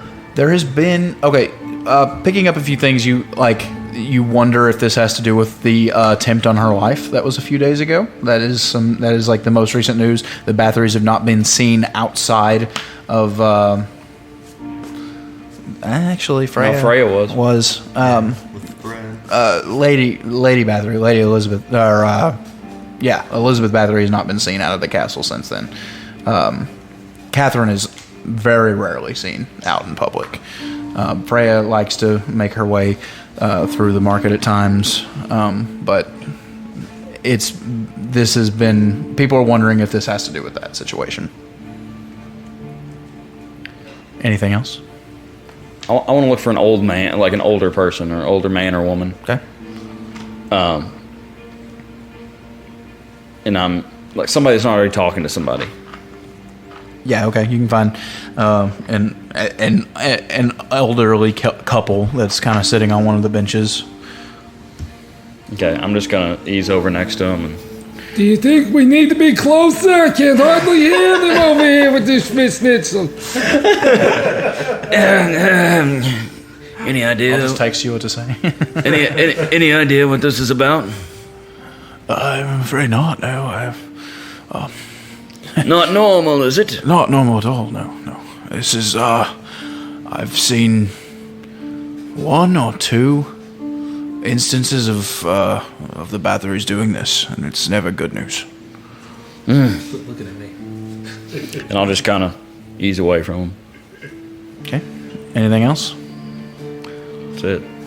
As y'all just continue to mingle, the time slowly elapses, and a good 2 or 3 minutes before the time was set, you see that all three of the Bathory sisters make their way through the crowd and climb their way onto the stage. They are followed by just an enormous retinue of black cloaks who position themselves and push people away from the stage, and they take up just a few, like they're standing 2 or 3 feet apart and just surround the whole thing. There's a line of them that stand at the back of the stage, and there are some chairs that are placed up there. Just two. Freya and Catherine both sit. Freya is very distraught looking and seems to be crying. She lost her toy. Elizabeth stands with her back to the crowd for quite a while, speaking to her sisters, until a chime of a clock announces the time, and she steps over. And I think I need to stand. There are clocks in this world. You need to stand? Yeah. We found out, guys, there's clocks in this world. No, there's a sundial, just a big one. Hey, with the bell. The guy Yeah, with rings. the bell. He rings it himself. Yeah. There's a guy just. Oh, looks like it's I'm a little bit late. I got distracted. I slept. I'm sorry. I was asleep. I didn't get the 2 o'clock in the morning ding. I only get 59 minutes of sleep in between buildings. She steps up to a small podium that has been there. She has no papers, and she is dressed rather regally. She has got all of her jewelry on. Her clothing is clean and wrinkle free. She has a small tiara upon her head, and she steps. Her hair is immaculate. Her two sisters both look equally as well, except that Freya seems distraught.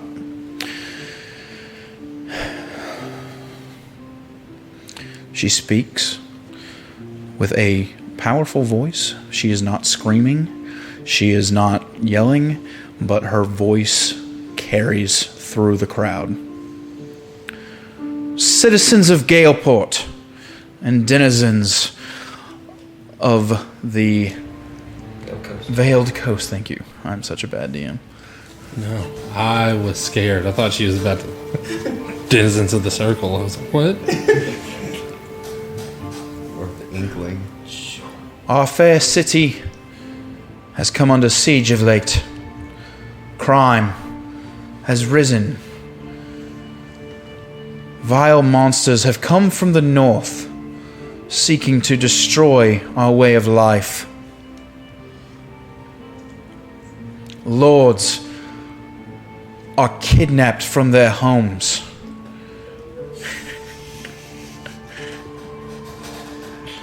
Children are taken from the safe homes that they have.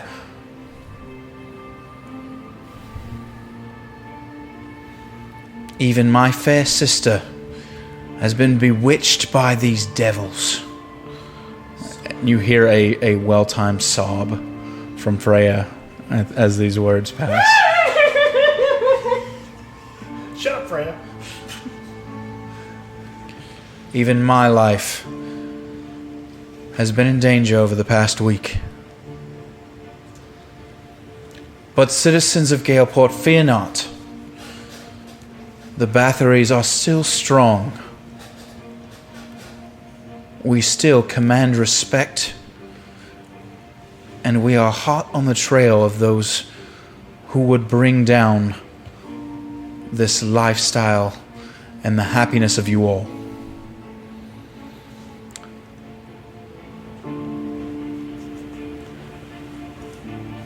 She pauses for a moment and people kind of begin murmuring.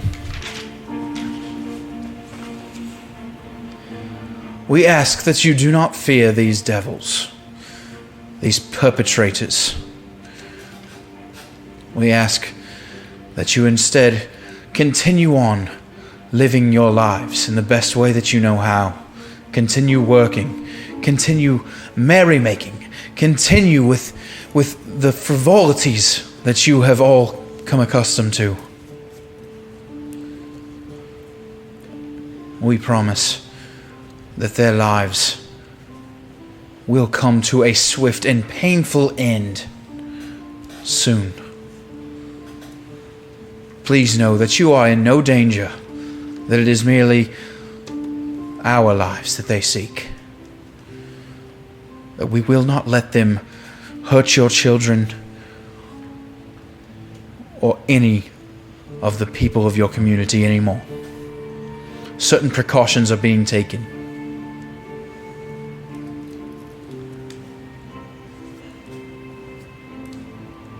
And at this, people kind of begin nodding their heads, and a small bout of applause breaks out, and she kind of shushes them with a hand motion.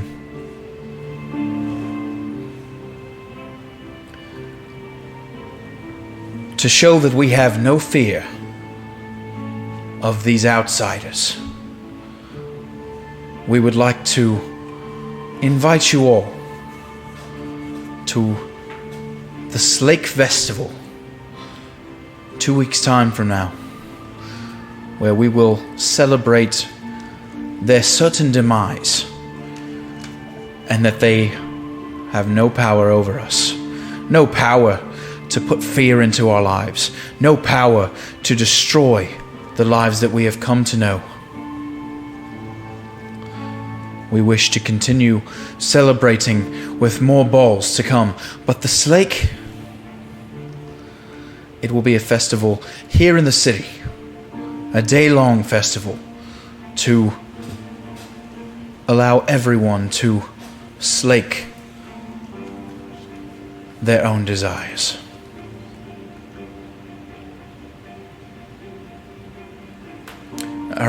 She turns around and kind of nods to her sisters, and they stand, and they come up and they take a shoulder behind her. They're just standing resolute. Once again, Freya has tears running down her eyes. Catherine looks extremely angry, but is kind of clenching her fists just over and over. We stand resolute against this darkness that has besieged our city.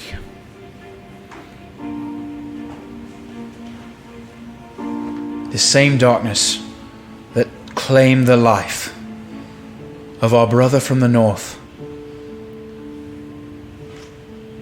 Duke Hornby.